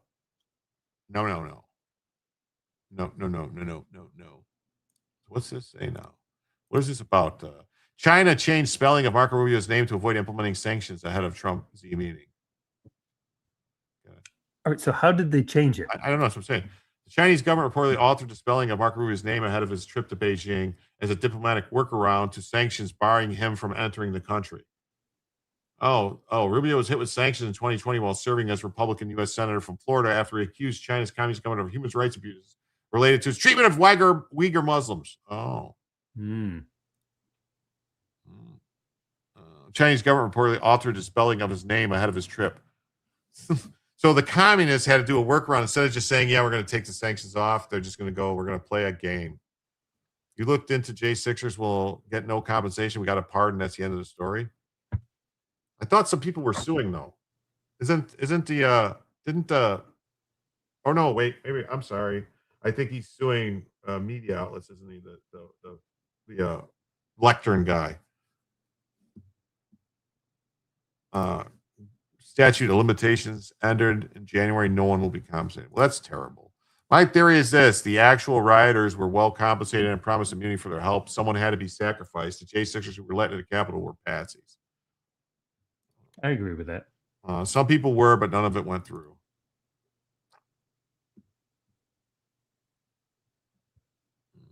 Still want to know how Rubio's name was edited. Where is it? Rubio.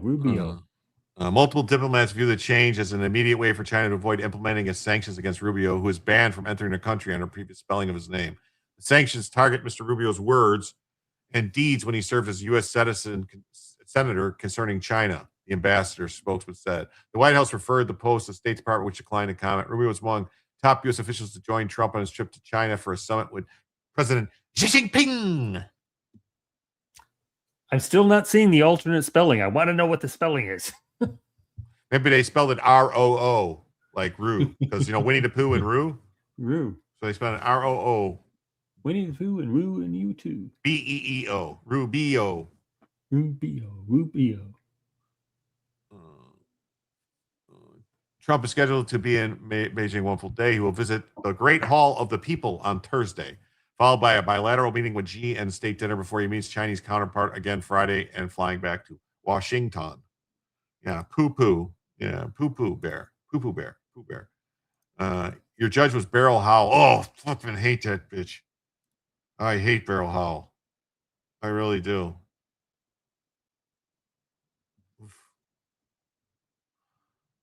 Chinese presidents expected to push Trump to. Yeah, we saw that. So, all right.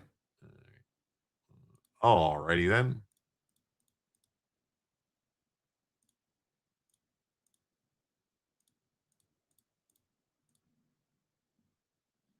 Alrighty then.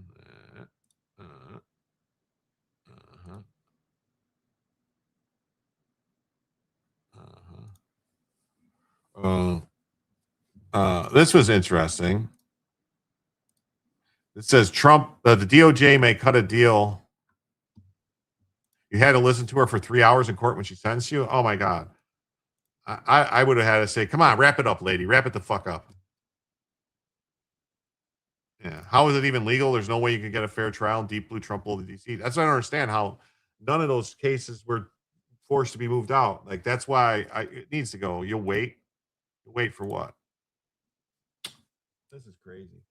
DOJ may cut a deal in Trump's IRS lawsuit after rogue employee leak, and the left is losing it. Well, they should. They should.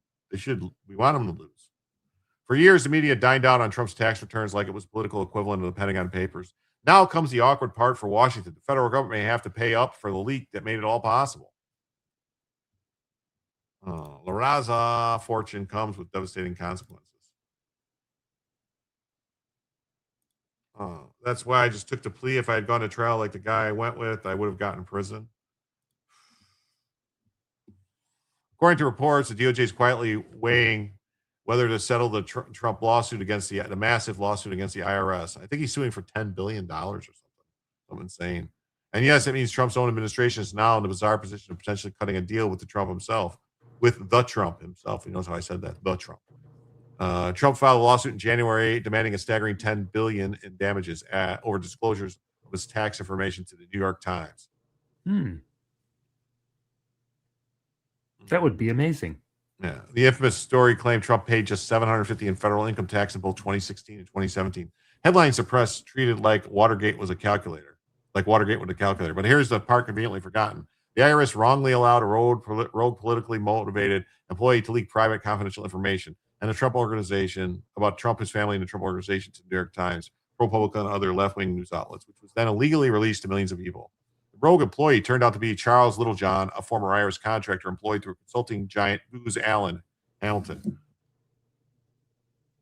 The guy you went with got 1 year in prison. Same, you were together the whole time, and punished him because he wanted trial and ended up pleading. Wow. And you were overcharged in the first place, probably bullied into a plea deal to avoid certain conviction for something far worse. Yes. United States diplomatic passport can't get Secretary Rubin in China. That's messed up. They had to change his name on the sanctions paper or something.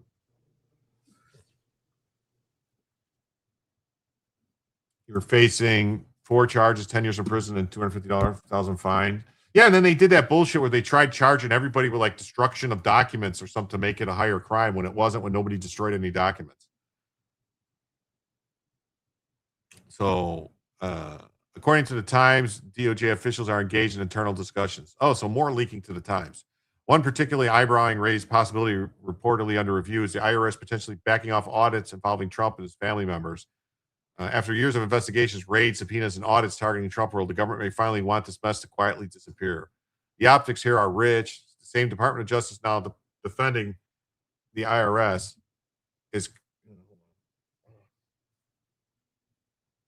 I was seeing some blurry. That's what grinds my gears about people say, but they pleaded guilty if they didn't do it. Why would they plead guilty? Yeah, it happens all. People plead guilty all the time for something they didn't do because they're worried that if they get convicted, they could get a lot longer time. Yeah. Trump is IRS. The former defense lawyer who represented him between presidencies is now the head of the DOJ. Yeah, that's great, isn't it? And Trump isn't pretending otherwise. We have a man who's doing a great job, I tell you. And I knew because he kept me out of jail for years. The IRS lawsuit is hardly Trump's only justice tour through the federal bureaucracy. Last fall, reports surfaced that Trump was seeking roughly $230 million from the DOJ over the FBI Russia investigation and the raid on Mar-a-Lago. 2 episodes Republicans still view as textbook examples of weaponized government dressed up as law enforcement. After the first hour in court, I knew who Beryl Howell was. So by the time she got to me, I just pleaded for mercy so I wouldn't lose my boys. Single father, you had custody of them. Well, we have some in common. I was a single father with custody of my son.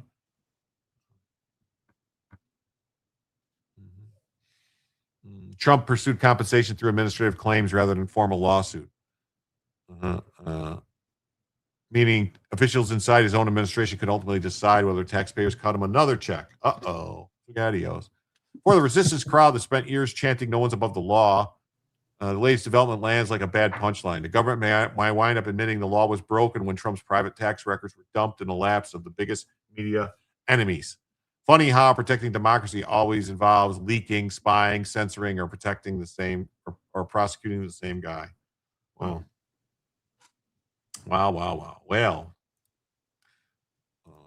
Well, everybody, it's been 4 hours and we did not hit the goal. Unfortunately, we're still $65 away. I thought we were going to hit it. We had 45 minutes left at least. We were at 65 at like 3 hours. I was like, oh man, we're going to hit it. We're going to make it. We're going to make it, but we didn't. We didn't make it. So please, everybody, please remember to hit the like button. If you haven't already, please subscribe. Please remember tomorrow at 7 o'clock, there will be a show on BTM Reviews. BTM Reviews show for me with Theory Thursday. I'll be there with Low Watermark, Dave from BTM Reviews, and Julio Skizzers. Julio. And then I will be on later tomorrow night with Joe, probably 10:30. Cool. So I want to thank everybody who was here. I will send YouTube over to Joe, and I'm going to send Rumble over to Third Rallify. That's just because, I don't know. I'm silly like that. They call me Rubberneck. But, it's because Jim is a good guy, people. Anyway.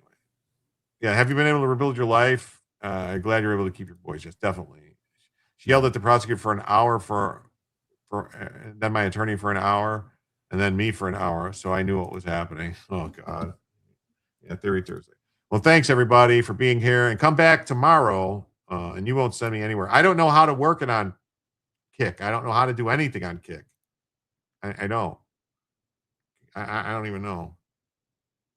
Yes, both boys are over 18 now. Oldest joined Marines. Well, Semper Fi, man. Well, hoorah. Glad Jim doesn't know your situation. I think he's explaining it to me now, Ken Cross. I don't know what I ever did to you, Ken Cross, that you think I'm like ignorant and not paying attention to what's going on when he's telling me. Good night and God bless. We'll make the goal next time. All right. Well, thanks everybody. God bless you all. And yeah, God bless you all, and to all a good night, as they say. Not a creature was stirring, not even an Ilhan Omar.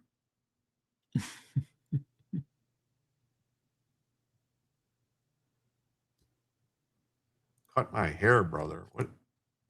All right, I'm lost at this fucking.